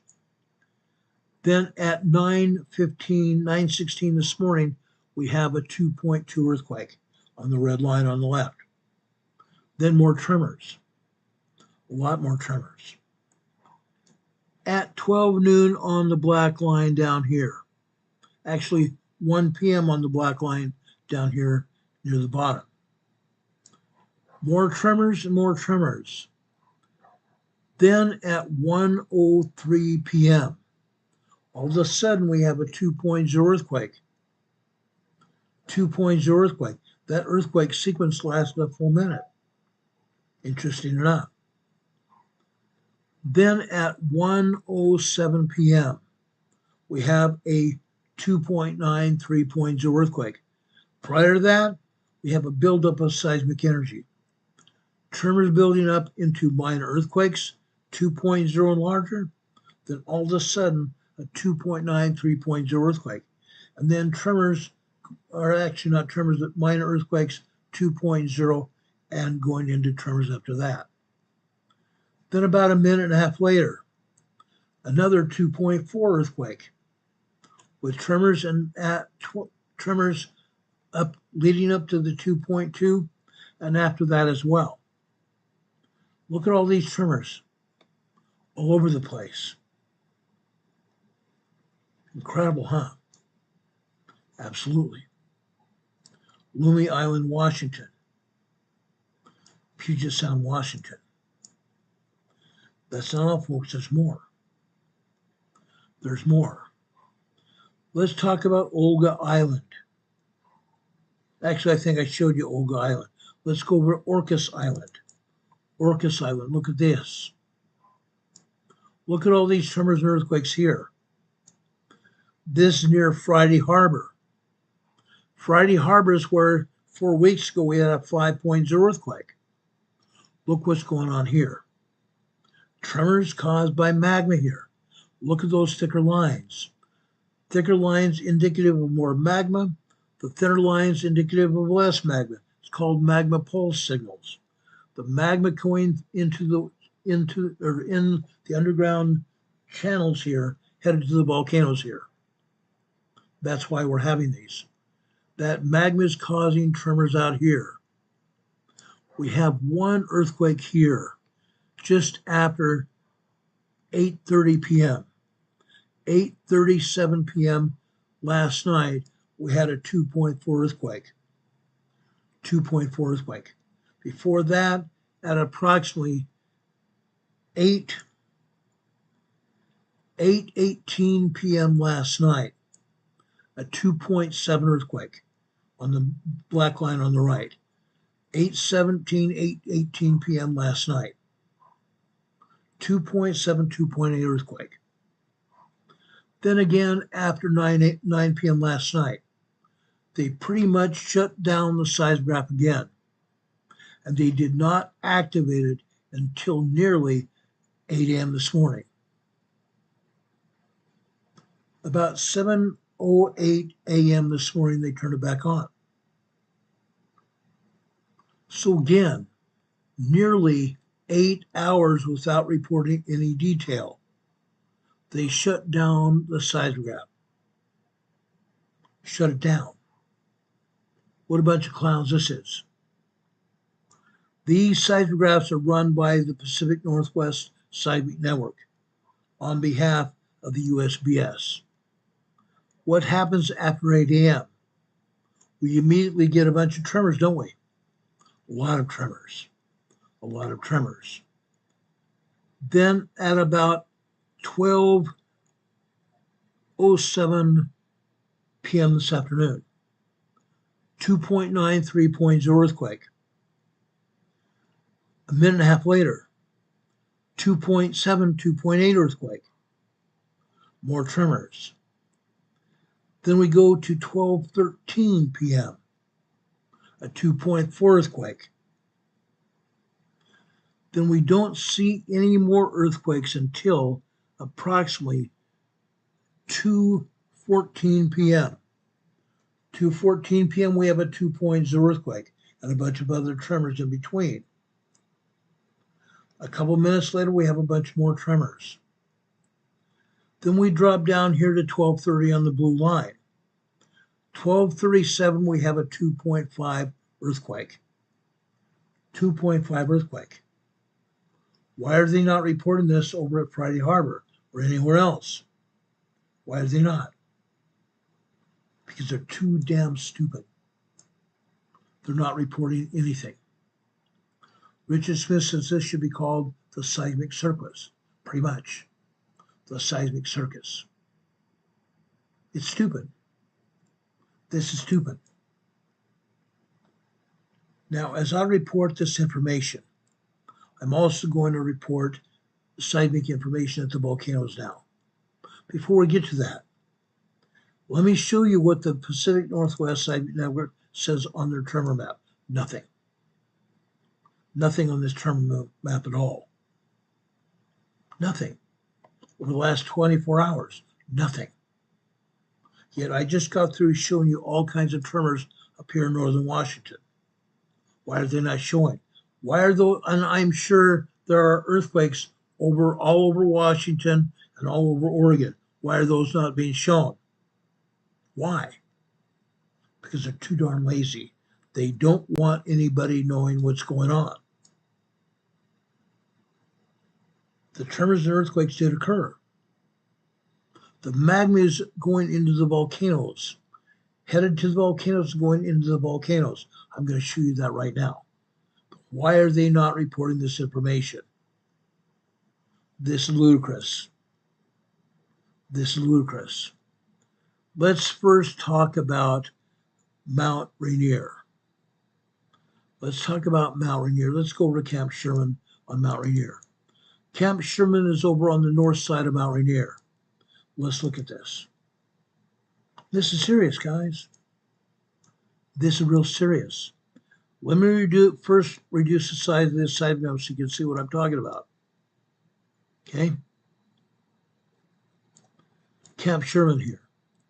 Camp Sherman is over on the north, near the summit of the volcano, north side of Mount Rainier. Location Aveyah, Chile class moderate, magnitude 5.8, depth 78.3 miles, 3 minutes ago.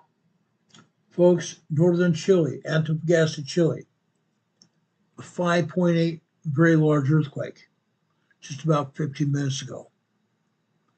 I'll look at that on the USGS map in a few minutes, see if it shows up.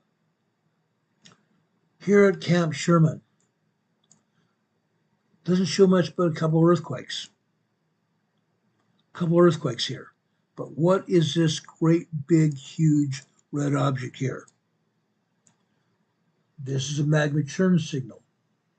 Magma churn signals happen when there is a very high temperature set of magma here in the volcano. Very hot magma here. Superheated magma. This magma churn signal here is indicative of how strong this is, okay? Magma churn signals are usually 23 or 24 lines high. Let's find out how many lines this is. It says 1, 2, 3, 4, 5, 6, 7, 8. 8. About 40% of real world. 40% of real world, meaning the seismologists turned down the strength of the seismograph. They turned down the strength of this seismograph to about 40% of real world. Interesting or not? How about this earthquake over on the black line on the right-hand side? This is about 2:12 a.m. this morning. This earthquake here would be about 2.4, 2.5 on the Richter scale. Guess what? Earthquake downgraded to 5.6 from 5.7. Location Antofagasta. Chile class moderate. Depth 78.3 miles. 5 minutes ago. They just reduced that size of earthquake in Antofagasta, Chile to 5.6. What a joke. That's what they do. Getting back to this earthquake here at Mount Rainier. This would probably be a 2.4, 2.5 earthquake. This is only 40% of what it really was. So this is probably a 4.0. Probably a 4.0 earthquake. Interesting or not. Let's look at this earthquake on the red line after 2:15. 2:15 p.m., excuse me, not p.m., 2:15 a.m. this morning on the red line. This appears to be a 2.9 earthquake. Guess what? Also probably a 4.2 earthquake here at Mount Rainier. 4.2 earthquake at Mount Rainier. Interesting. Interesting. What I'm going to show you in a few minutes is the HHN channel, which is going to show you the vertical VLF waves, the very low frequency waves caused by the magma inside the volcano. Wait till you see that. Down here after 8:15 on the red line here. 8:15 on the red line here, or it's not 8:15, it's 8:05, no, 8:20 a.m. here. This would be 8:20 a.m. here on the red line. Folks, this line itself would probably be a 2.9 earthquake by itself, but it's really over 4.0, 4.2 earthquake, just like the other one. Why am I saying that? Let's take a look at the VLF channel here. Most of these seismographs are multi-channel seismographs. That's why we can do this. Let's look at Mount Rainier.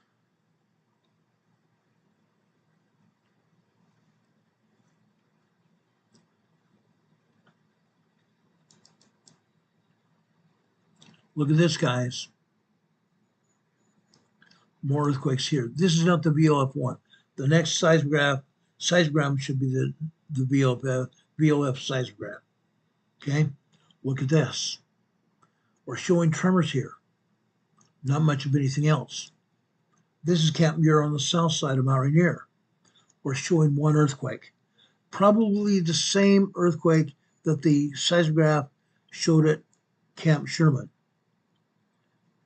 Again, this is the VLF wave channel in this particular seismograph. Okay, this shows a 3.5 earthquake. This signal here is a 3.5 earthquake. So this may have been a 3.5 earthquake here at Mount Rainier, not a 4.2. But you can see the wavy lines here. There is magma coming into Mount Rainier. There is a small amount of magma coming into Mount Rainier, causing that earthquake. One more here at Mount Rainier. It's called Emerald Ridge. Look at this. This is a VLF wave here on Emerald Ridge. Look at that. A large amount of magma came into this volcano between 5 and 8 p.m. yesterday evening. 5 and 8 p.m. yesterday evening. but we don't see much of any tremors except for possibly one. One tremor after 6:15, probably 6:25 p.m. yesterday evening. But we have one earthquake here on the black line. The black line here is after 11 p.m. 23 over on the left-hand side is 2300, which is 11 p.m. So we have an earthquake here after 11 p.m. This would be about 11:12 p.m. last night. Look at that. Just by this, it would be a 3.2, 3.3 earthquake at Mount Rainier. They didn't show a 3.3 earthquake. They didn't show any earthquakes or tremors at all at Mount Rainier. I showed you the earthquake map. They showed you nothing. Mount Rainier is getting ready to erupt. There are earthquakes there at Mount Rainier because of the magma coming into the magma chamber. This particular seismogram shows a lot of magma between 5 and 8 p.m. yesterday evening, and less magma after that. There's less magma after that. Why would we have a 3.3 earthquake? Why would we have a 3.3 earthquake with very little magma? Magma coming into the magma chamber fractures the rocks inside the volcano, causing the earth movement. Folks, guess what they did here? They deleted the information. They scrubbed it out. They're showing very little activity here at Mount Rainier when it comes to the VF waves. You have to have magma coming into the volcano to have this size of an earthquake. Plain and simple. Again, I'm telling you that the agencies are deleting the information. They have to be deleting the information for this to happen. Unreal. Renee Steffi's reporting tornado warning continues for Underwood, Crescent, and McClellan, Iowa until 7:30 p.m. Central Time. 7:30 p.m. Central Time is another 10 minutes from now. God bless those people. You people in Underwood, Crescent, or McClellan, Iowa, take cover now. Take cover now. Okay, this is Mount Rainier. Let's drop down to Mount St. Helens. Good old Mount St. Helens. Let's go over to the summit of Mount St. Helens at East Dome Mount St. Helens. There's a seismograph at the top of Mount St. Helens here at the summit. There's two of them. One is East Dome Mount St. Helens, and one is September Lobe. This is East Dome right here. Look at the magma here coming into the volcano. This is not even a seismic. This is not even a VLF wave here. This is a normal seismic signal here at Mount St. Helens. Look at all that magma here. To have this kind of obliteration of the white, okay? The seismograms tend to have a white background, don't they? Between 5 p.m. and 9:30 p.m. last night, the amount of magma coming into this volcano completely obliterates the white behind it. This is indicative of a high amount of tremors here. I don't see too many large earthquakes. However, over here after 8 p.m., let me reduce the size of this seismogram real quick. After 8 p.m. here, you see what appears to be larger seismic activity. Larger seismic activity here. At about 8:04 p.m. last night, look at the vertical lines here after 8:04 p.m. last night. Folks, they had earthquake activity here. This is just not tremors. They had earthquake activity caused by magma coming into Mount St. Helens last night. This appears to be 2.9, 3.0, 3.3 activity. Between 2.9 and 3.3 earthquakes here last night. Another related earthquakes and tremors here after 8 p.m. Look at what is happening here. Earthquakes here caused by magma here at Mount St. Helens. Unreal. Look at the rest of this seismogram. Less magma, and yet we're still seeing some minor earthquakes here. Look at that.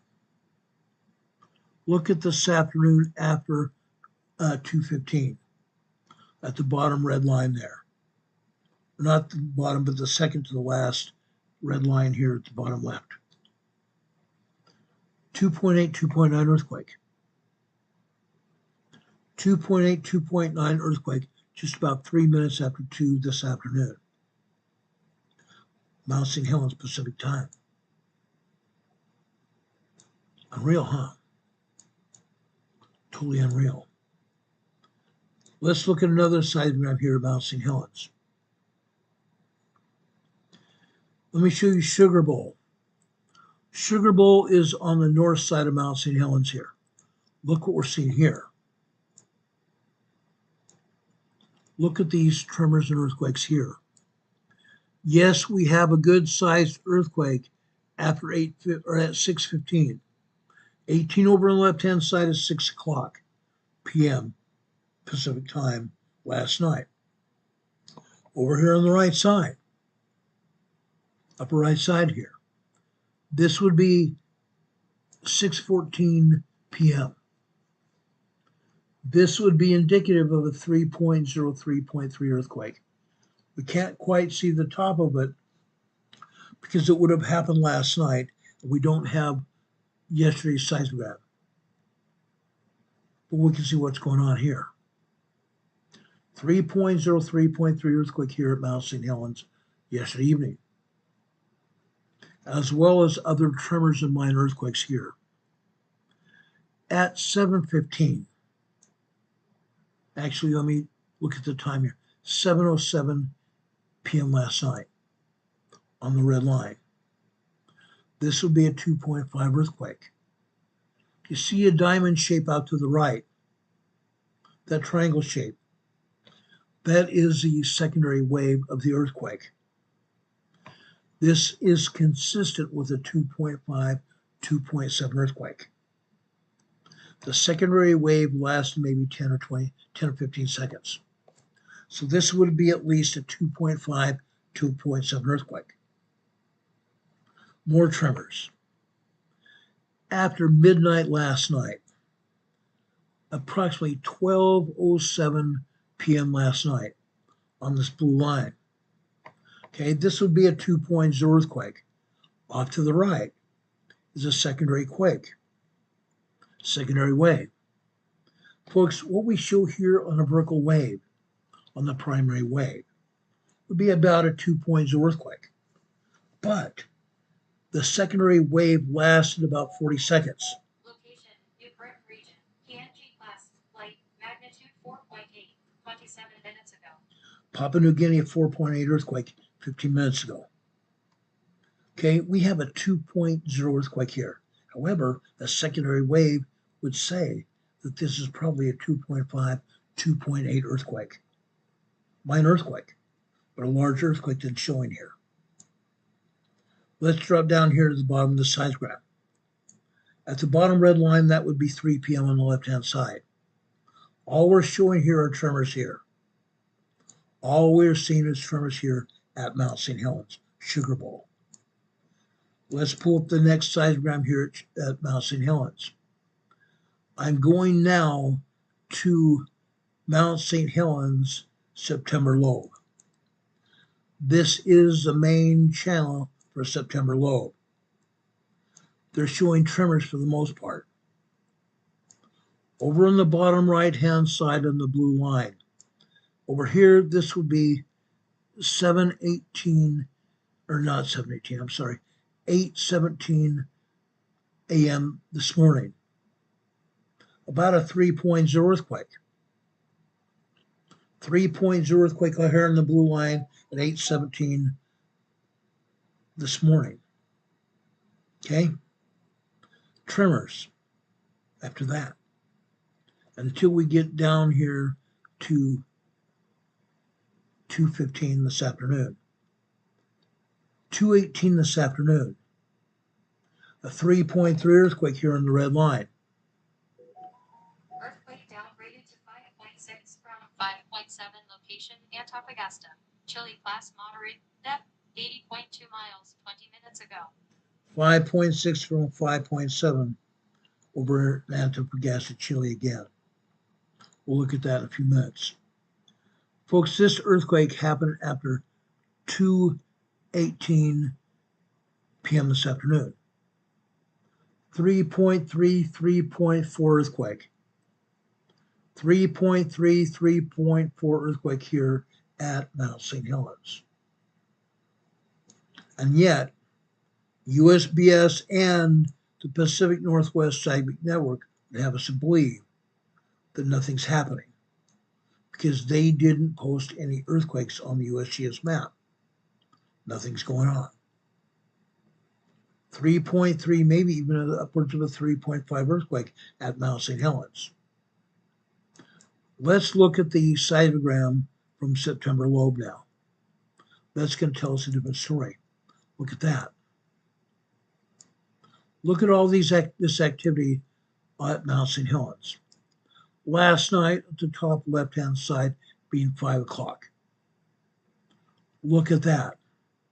Then about 10 p.m., the amount of magma coming into Mount St. Helens after 10 p.m. increased substantially, didn't it? 2 a.m. this morning, even more. Between 11 p.m. and 1 a.m. this morning, things calmed down somewhat. 1:30 to about 4:30 this morning, a massive amount of magma came into Mount St. Helens. Look what happened today. Less and less magma. Why did we only see a 3.3 to 3.5 earthquake this afternoon on the main seismogram at September lobe? Because they erased data. All this magma coming into the magma chamber at Mount St. Helens should have caused a lot of earthquakes, but they didn't show it. They didn't show it. This means that this volcano had a lot more earthquakes than they're showing. They erased data. They erased or deleted data. This is proof positive what's going on. They erased data. Let me show you Studebaker Ridge on the north side of Mount St. Helens. Look at this. This is the main seismogram here at Studebaker Ridge. Look at that. All kinds of seismic energy here, caused by magma here. Caused by magma. Look at that. 5 p.m. yesterday evening. Then it happened at 10 p.m. last night. After 1 a.m. especially, between 1 a.m. and 9 a.m. this morning, a large amount of magma here at Mount St. Helens. Look at that. This is indicative of what we show at September lobe. This is indicative of what we showed at September lobe.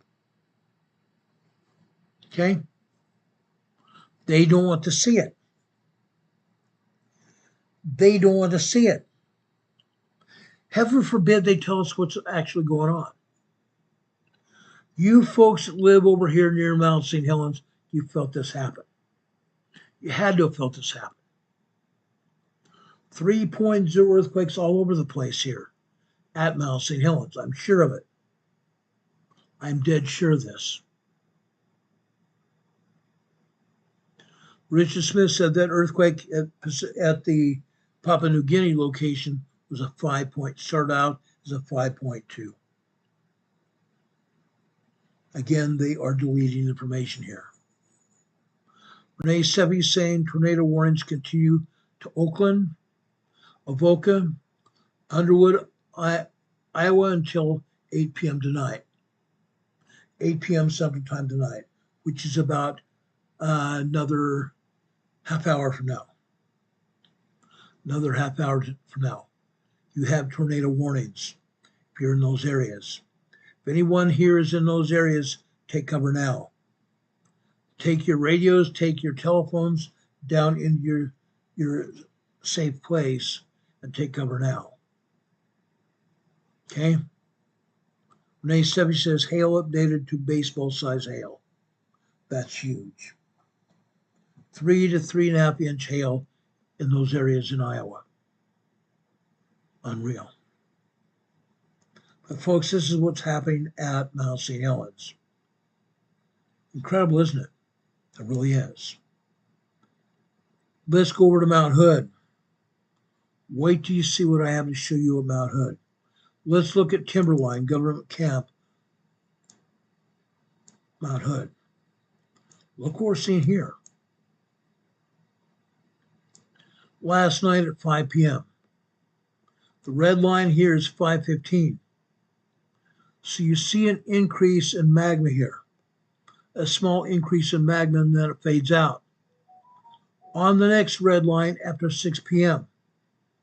6:04, 6:05 p.m. last night.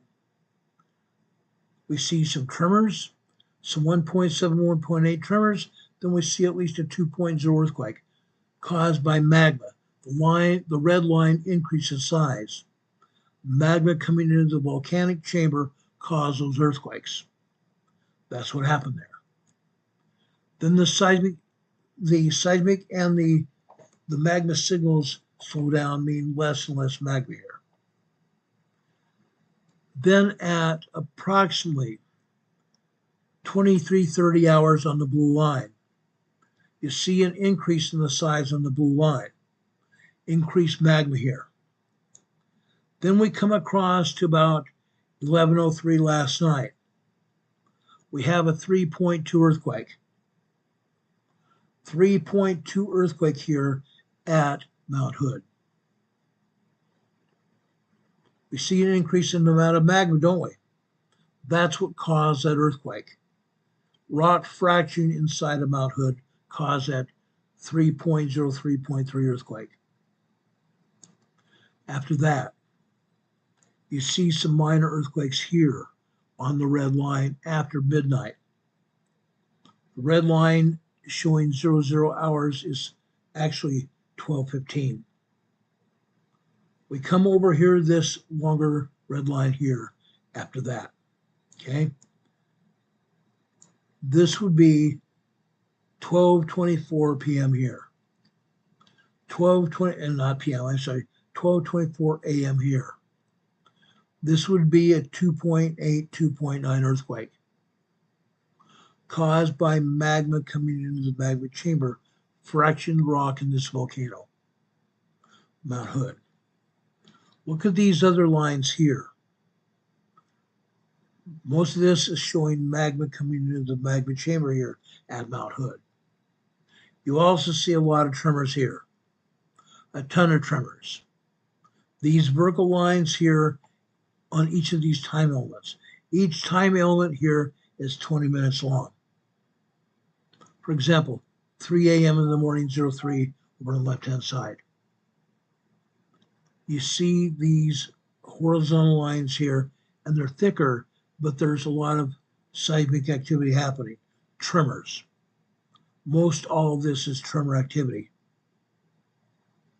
Most all of this is tremor activity.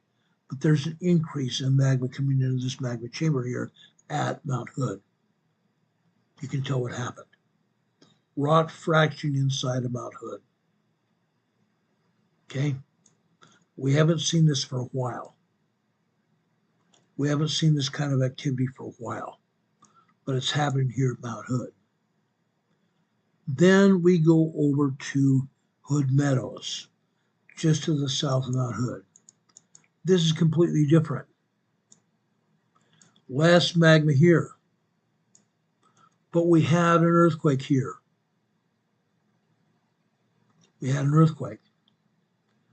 This earthquake happened after 10:35 last night.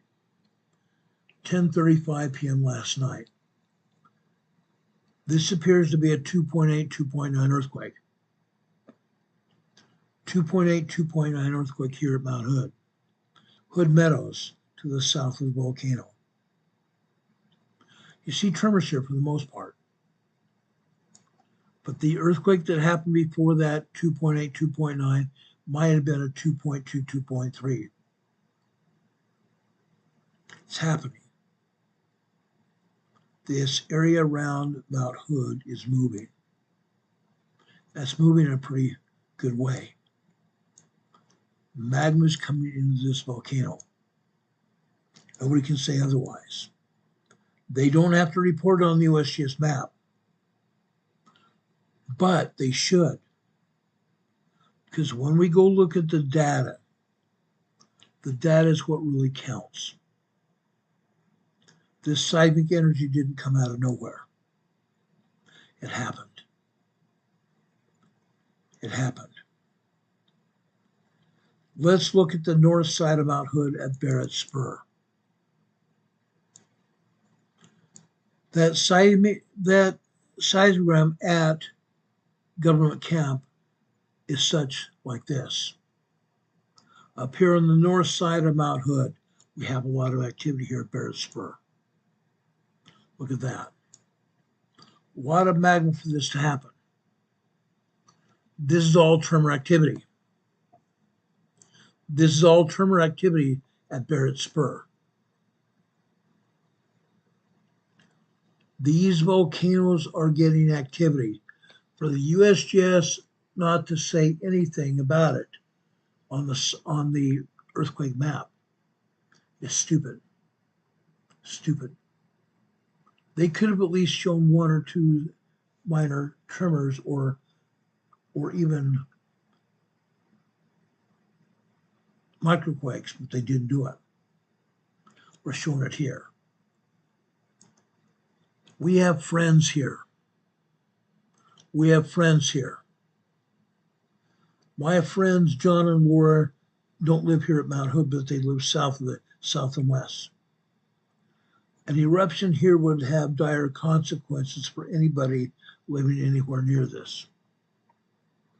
No, I don't think Mount Hood is going to erupt anytime soon.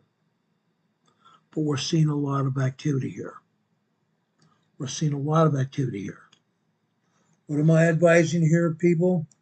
Pay attention to this channel. We are the only ones giving you up-to-date information. USGS doesn't want to show it. USGS is not going to show it at all.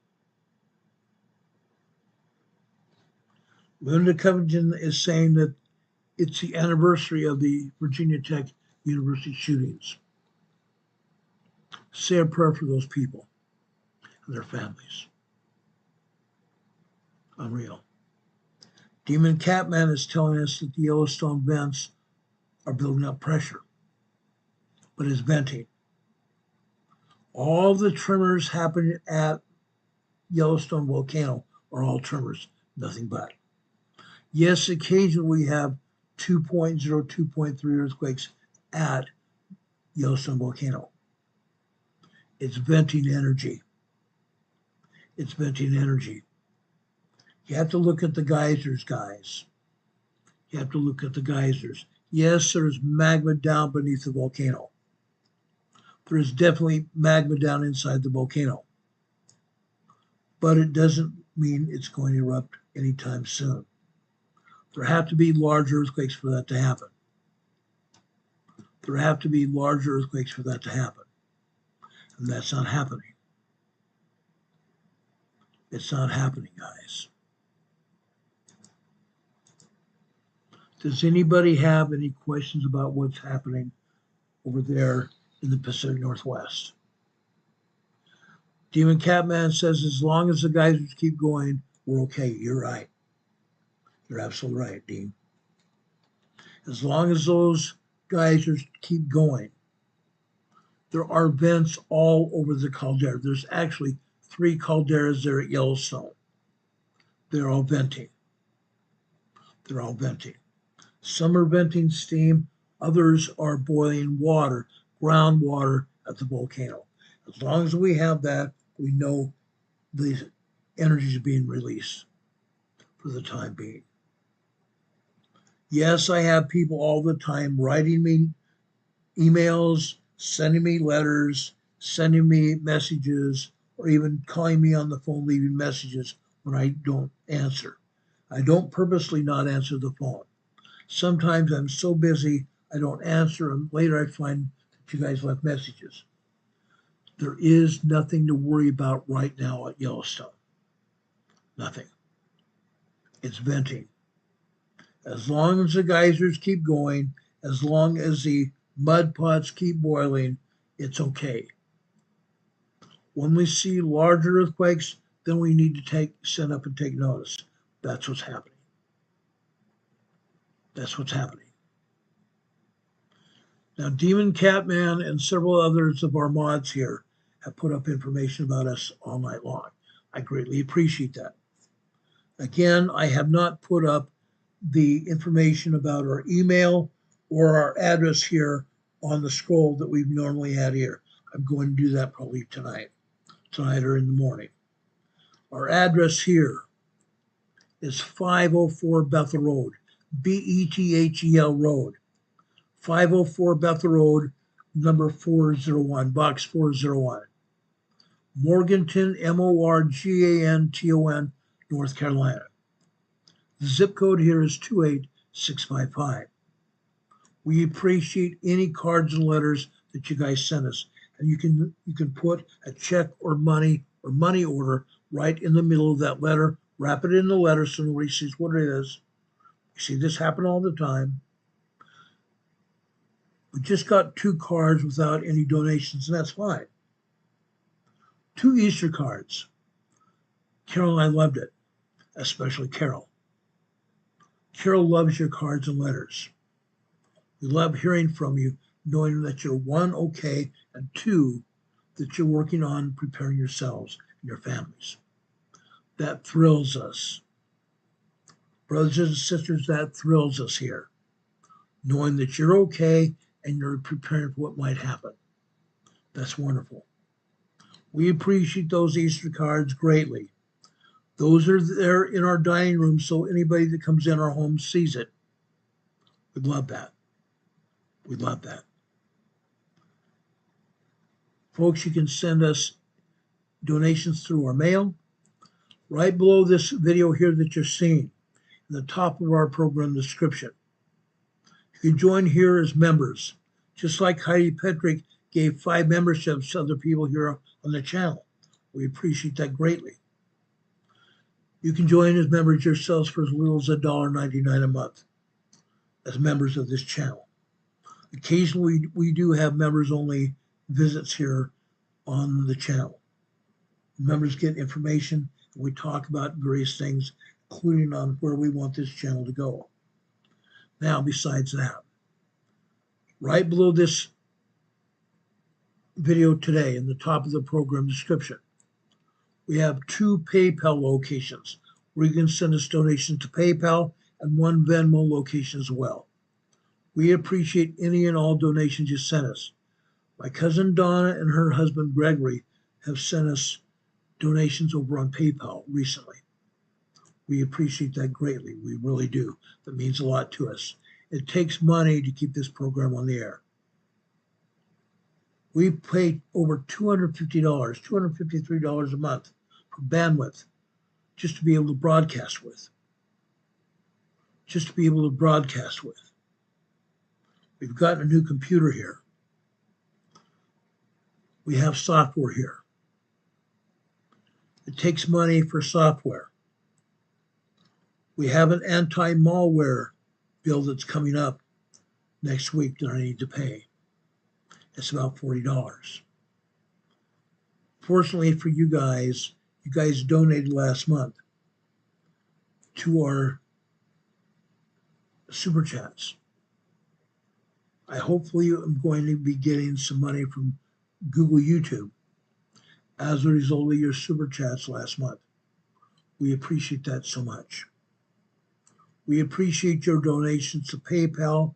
We haven't had any from Venmo in a very long time, but mostly PayPal. We have 2 PayPal locations. We appreciate you help supporting our channel. It means the world to both Carol and I. We appreciate that. Now, folks, at the end of our program, we typically have a devotional, which we're going to have tonight. This week, we're talking about the life of our Savior, Jesus Christ, and his mission here on the earth. Tonight, I'm going to John chapter 10, where the chapter is talking about Jesus as good shepherd. He gained power over death from his Father. He promises to visit his other sheep.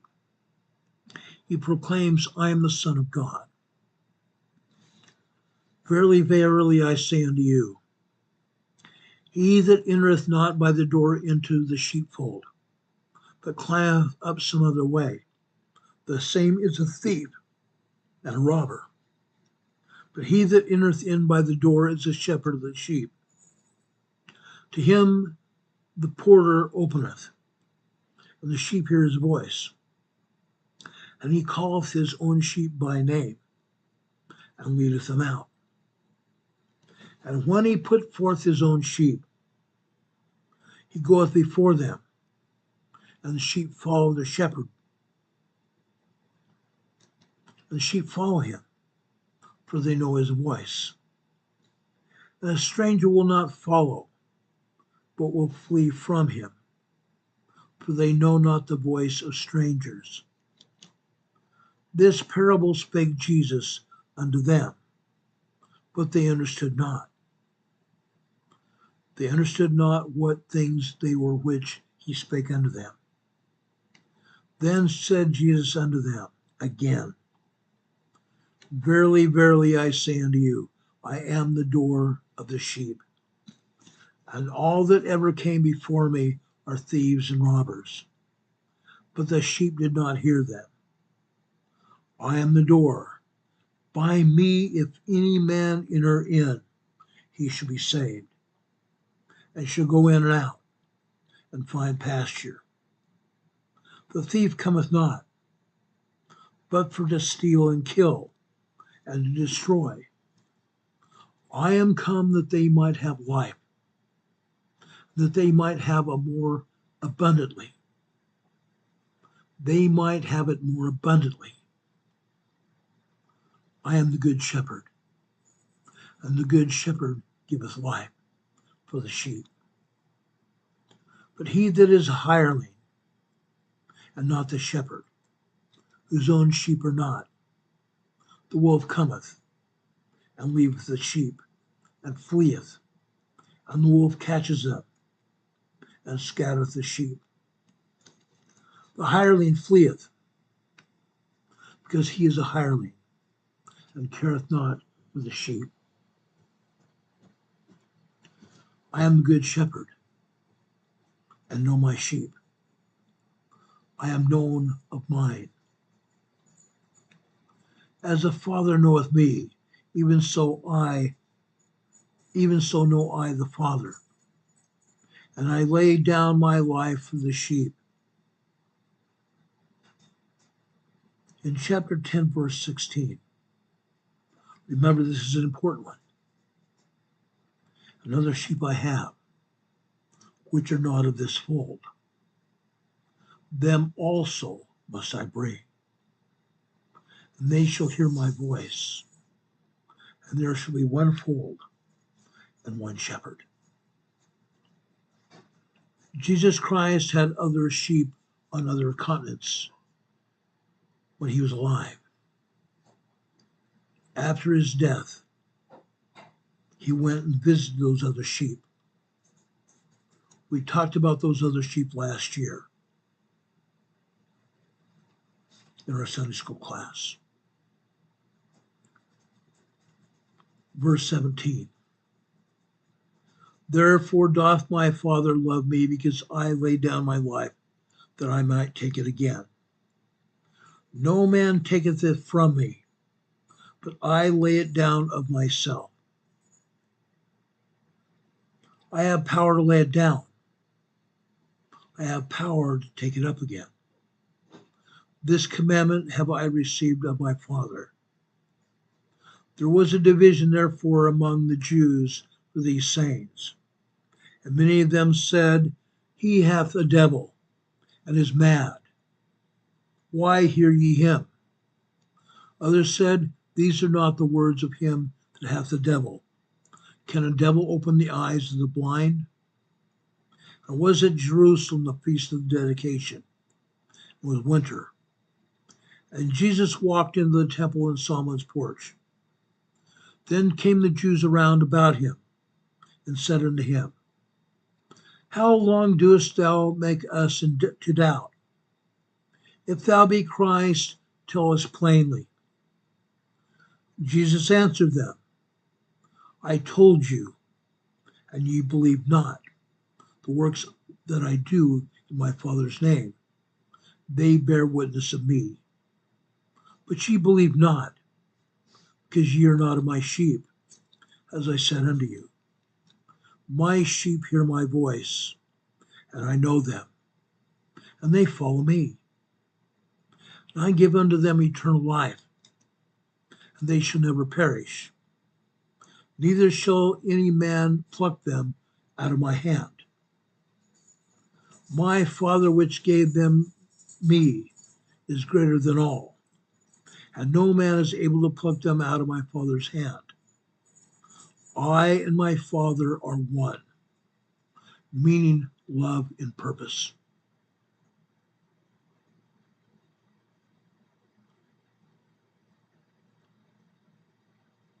Verse 31. Then the Jews took up stones again to stone him. Jesus answered them, Many good works have I shewed you from my Father. For which of those works do you stone me? The Jews answered him, saying, For good work we stone thee not, but for blasphemy, because thou, being a man, makest thyself God. Jesus answered them, Is it not written in your law, I said ye are your gods? If he called them gods, unto whom the word of God come, and the scripture cannot be broken, say ye of him whom the Father hath sanctified, and sent into the world, Thou blamest, because I said I am the Son of God. If I do not the works of my Father, believe me not. But if I do, though ye believe me not, believe the works, that you may know, and believe that the Father is in me, and I in him. Therefore they sought again to take him, but he escaped out of their hand, and went away again beyond Jordan into the place where John at first baptized, and there he abode. And many resorted unto him, and said, John did no miracle, but all things that John spake of this man were true. And many believed on him there. In chapter 11, Jesus testifies that he is the resurrection and life. Mary and Martha testify of him. He raises Lazarus from the dead. Caiaphas speaks prophetically of the death of Christ. Unreal. In chapter 11, verse 13, howbeit Jesus spake of his death, but they that thought he had spoken of taking of rest and sleep. Then Jesus said unto them plainly, Lazarus is dead. For I am glad for your sakes that I was not there. For I am glad for your sakes that I was not there, to the intent ye may believe. Nevertheless, let us go unto him. Then said Thomas, which was called Didymus, unto his fellow disciples, Lord, let us also go, that we may die with him. Then when Jesus came and found that he had lain in the grave 4 days already. Now Bethany was nigh unto Jerusalem, about 15 furlongs off. And many of the Jews came to Martha and Mary to comfort them concerning their brother. Then Martha, as soon as she heard that Jesus was coming, went and met him. But Mary sat still in the house. Then said Martha unto Jesus, Lord, if thou hadst been here, my brother had not died. But I know that even now, whatsoever thou wilt ask of God, God will give it to you. Jesus saith unto her, Thy brother shall rise again. Martha saith unto him, I know that he will rise again in the resurrection at the last day. Jesus said unto her, I am the resurrection and life. He that believeth in me, though he were dead, yet shall he live. And whosoever liveth and believeth in me shall never die. Believest thou this? She saith unto him, Yea, Lord, I believe that thou art the Christ, the Son of God, which should come into the world. And when she had so said, she went her way and called Mary, her sister, secretly, saying, The Master is come and calleth for thee. As soon as she heard that, she rose quickly and came unto him. Now Jesus was not yet come to the town, but was in the place where Martha met him. The Jews then which were with her in the house and comforted her, when they saw Mary, that she rose up hastily and went out and followed her, saying, She goeth unto the grave to weep there. Then when Mary was come where Jesus was and saw him, she fell down at his feet and saith unto him, Lord, if thou hadst been here, my brother had not died. When Jesus therefore saw her weeping, and the Jews also weeping, which came with her, he groaned in the spirit and was troubled, and said, Where have ye laid him? They said unto him, Lord, come and see. Jesus wept. Then said the Jews, Behold, he loved him. Behold, how he loved him. And some of them said, Could not this man have opened the eyes of the blind, have caused that even this man should not have died? Jesus therefore, again groaning in himself, coming to the grave. It was a cave, and a stone lay upon it. And Jesus said, Take away the stone, Martha. The sister of him that was dead saith unto him, Lord, by this time he stinketh, for he hath been dead 4 days. Jesus saith unto her, Said I not unto thee, that if thou wouldest believe, thou shouldest see the glory of God? Then they took away the stone from the place where the dead was laid. And Jesus lifted up his eyes and said, Father, I thank thee that thou hast heard me.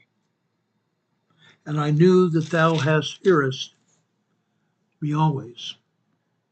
But because of the people which stand by, I said it, that they may believe that thou hast sent me. And when he had thus spoken, he cried with a loud voice, Lazarus, come forth. And he that was dead came forth, bound hand and foot with grave cloths. His face was bound with a napkin. Jesus saith unto him, Loose him, let him go.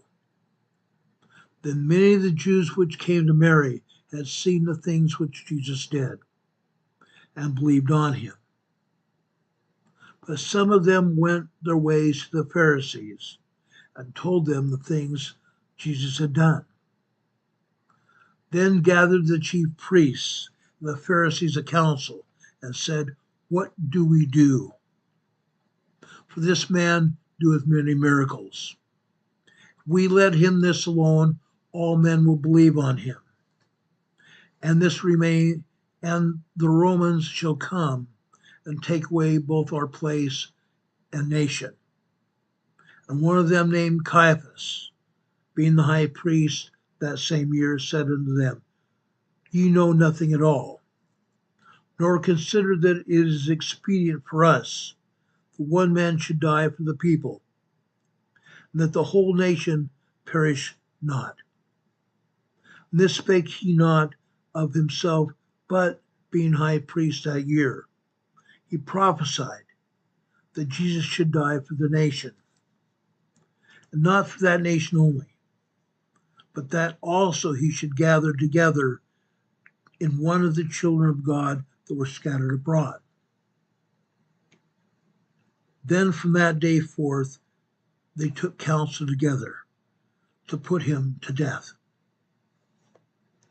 Jesus therefore walked no more openly among the Jews, but thence unto a country near the wilderness, in a city called Ephraim, and there continued with his disciples.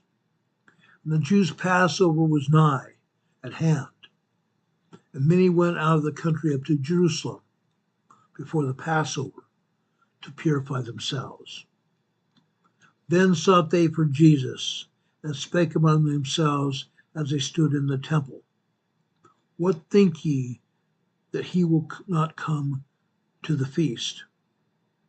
Now both the chief priests and the Pharisees had given a commandment, that if any man knew where he were, he should shew it, that they might take him. In chapter 12, Mary anoints Jesus' feet. His triumphal entry into Jerusalem is recounted. Jesus foretells his death. To receive Christ is to receive the Father. Then Jesus, 6 days before the Passover, came to Bethany, where Lazarus was, which had been dead, whom he raised from the dead. There they made a supper, and Martha served, but Lazarus was one that sat at the table with him. Then took Mary a pound of ointment, a spikenard, very costly, and anointed the feet of Jesus, and wiped his feet with her hair. And the house was filled with the odor of the ointment. Then saith one of his disciples, Judas Iscariot, Simon's son, which should betray him, "Why was not this ointment sold for 300 pence and given to the poor?" This he said not that he cared for the poor, but because he was a thief, and had the bag, and bare what was put therein. Then said Jesus, "Let her alone. Against the day of my burying hath she kept this. For the poor always ye have with you, but me ye have not always." Many people of the Jews therefore knew that he was there. They came not for Jesus' sake only, but they might see Lazarus also, whom he had raised from the dead. But the chief priests consulted that they might put Lazarus also to death, because that by reason of him many of the Jews went away and believed on Jesus. On the next day, much people were come to the feast. When they heard that Jesus was coming to Jerusalem, they took branches of palm trees and went forth to meet him, and cried, "Hosanna! Blessed is the King of Israel, that cometh in the name of the Lord." And Jesus, when he had found a young ass, sat thereon, as it is written, "Fear not, daughter of Sion, behold, thy king cometh, sitting on an ass's colt." These things understood not his disciples at first, but when Jesus was glorified, then remembered that that these things were written of him, that they had done these things unto him. The people therefore that was with him when he called Lazarus out of his grave and raised him from the dead bear record. This cause the people also met him, for that they had heard that he had done the miracle. The Pharisees therefore said among themselves, Perceive ye how ye prevail nothing? Behold, the world is gone after him. And there were certain Greeks among them that came up to worship at the feast.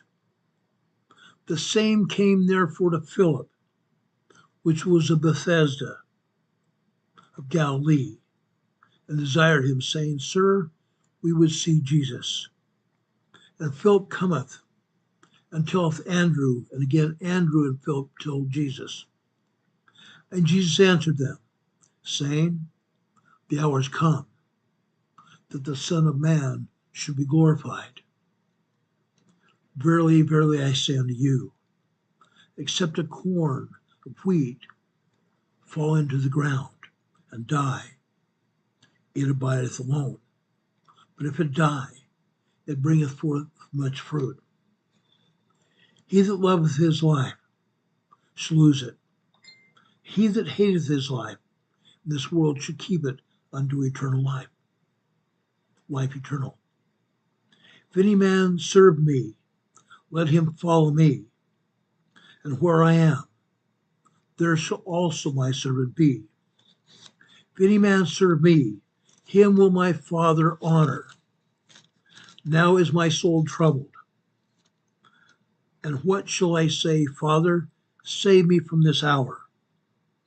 But for this cause come I unto this hour. Father, glorify thy name. Then came there a voice from heaven, saying, I have both glorified it and will glorify it again. The people therefore that stood by and heard it said that it thundered. Another said, an angel spake to him. Jesus answered and said, This voice came not because of me, but for your sakes. Now is the judgment of this world. Now shall the prince of this world be cast out. And I, if I be lifted up from the earth, will draw all men unto me. This he says, signifying what death he should die. The people answered him, We have heard out of the law that Christ abideth forever. And how sayest thou, the Son of Man must be lifted up? Who is this Son of Man? Then Jesus said unto them, Yet a little while is the light with you. Walk while ye have the light, lest darkness come upon you.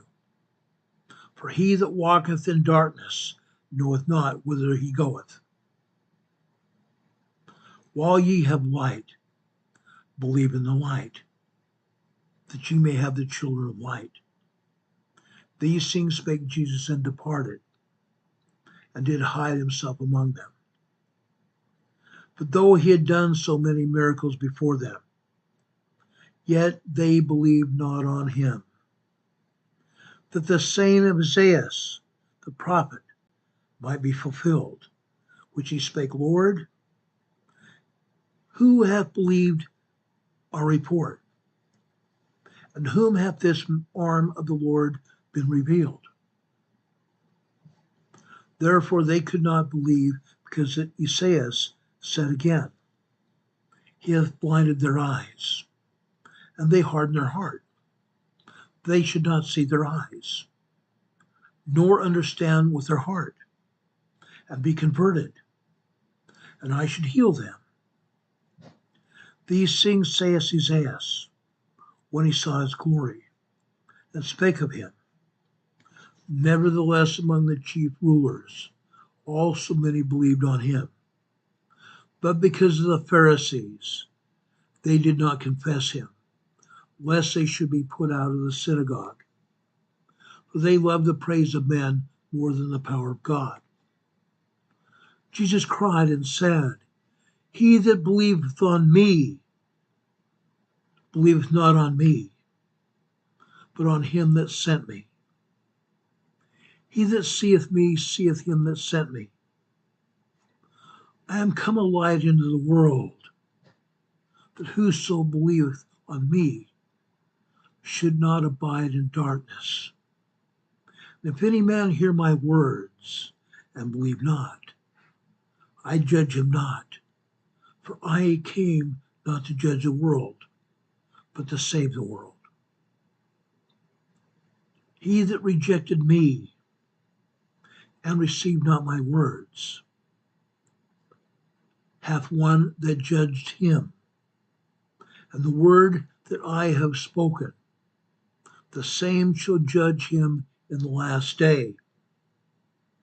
For I have not spoken of myself, but of the Father which sent me. And he gave me a commandment, what I should say, and when I should speak. And I know that his commandment is life everlasting. Whatsoever I speak therefore, even as the Father said unto me, so I speak. Brothers and sisters, tomorrow is the first day where Jesus was at the Last Supper. And Jesus anointed and washed the feet of his disciples. And then he was taken from them, taken before Pontius Pilate, scourged and tormented.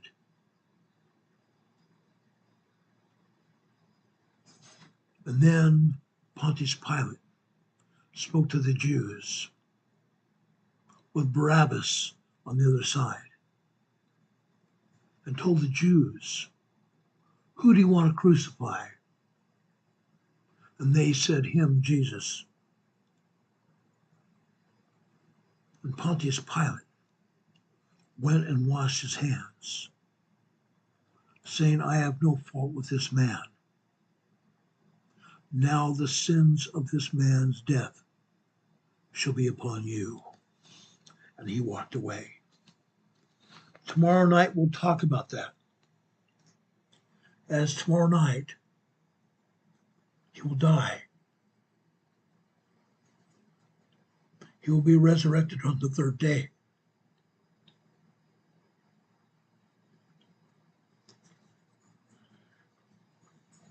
Brothers and sisters, I ask you yourselves, are you going to believe? Are you going to also understand the true mission and life of Jesus Christ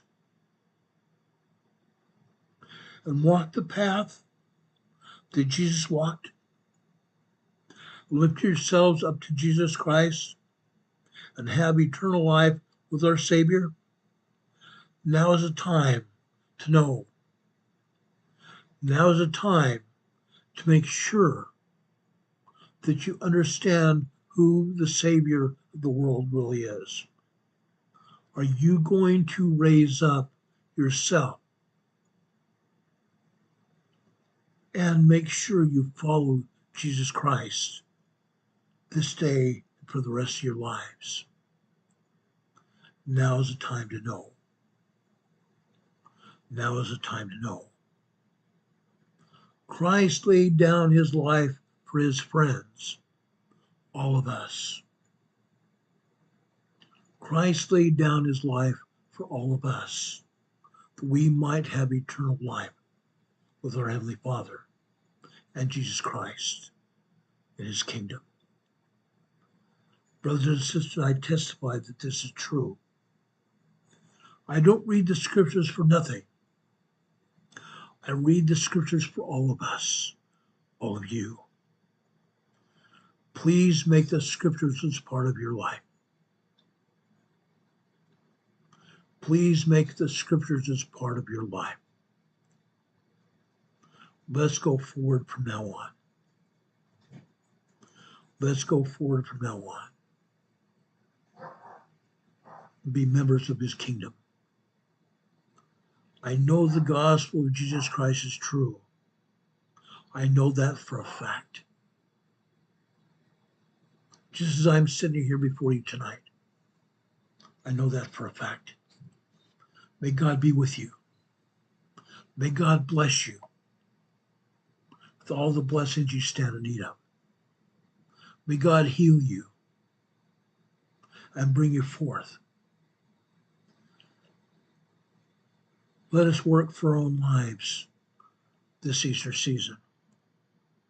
Let's rejoice in his resurrection. Let's rejoice with all the blessings that our Savior Jesus Christ has to give us. May God be with you this day and always. If anything else happens tonight, we'll be back on the air to talk about it as soon as the information becomes available. Until then, we'll see you tomorrow evening. Friday is Preparedness Friday. We're going to talk about emergency preparedness, as well as the death of Jesus Christ, bringing forth a resurrection on Sunday. God be with you. God bless you, each one of you and your families as well. God be with you until we meet again. We'll see you on the other side. Good night, everybody. Much love. See you tomorrow, sometime just after 6 p.m. tomorrow evening. See you then. God bless. Good night.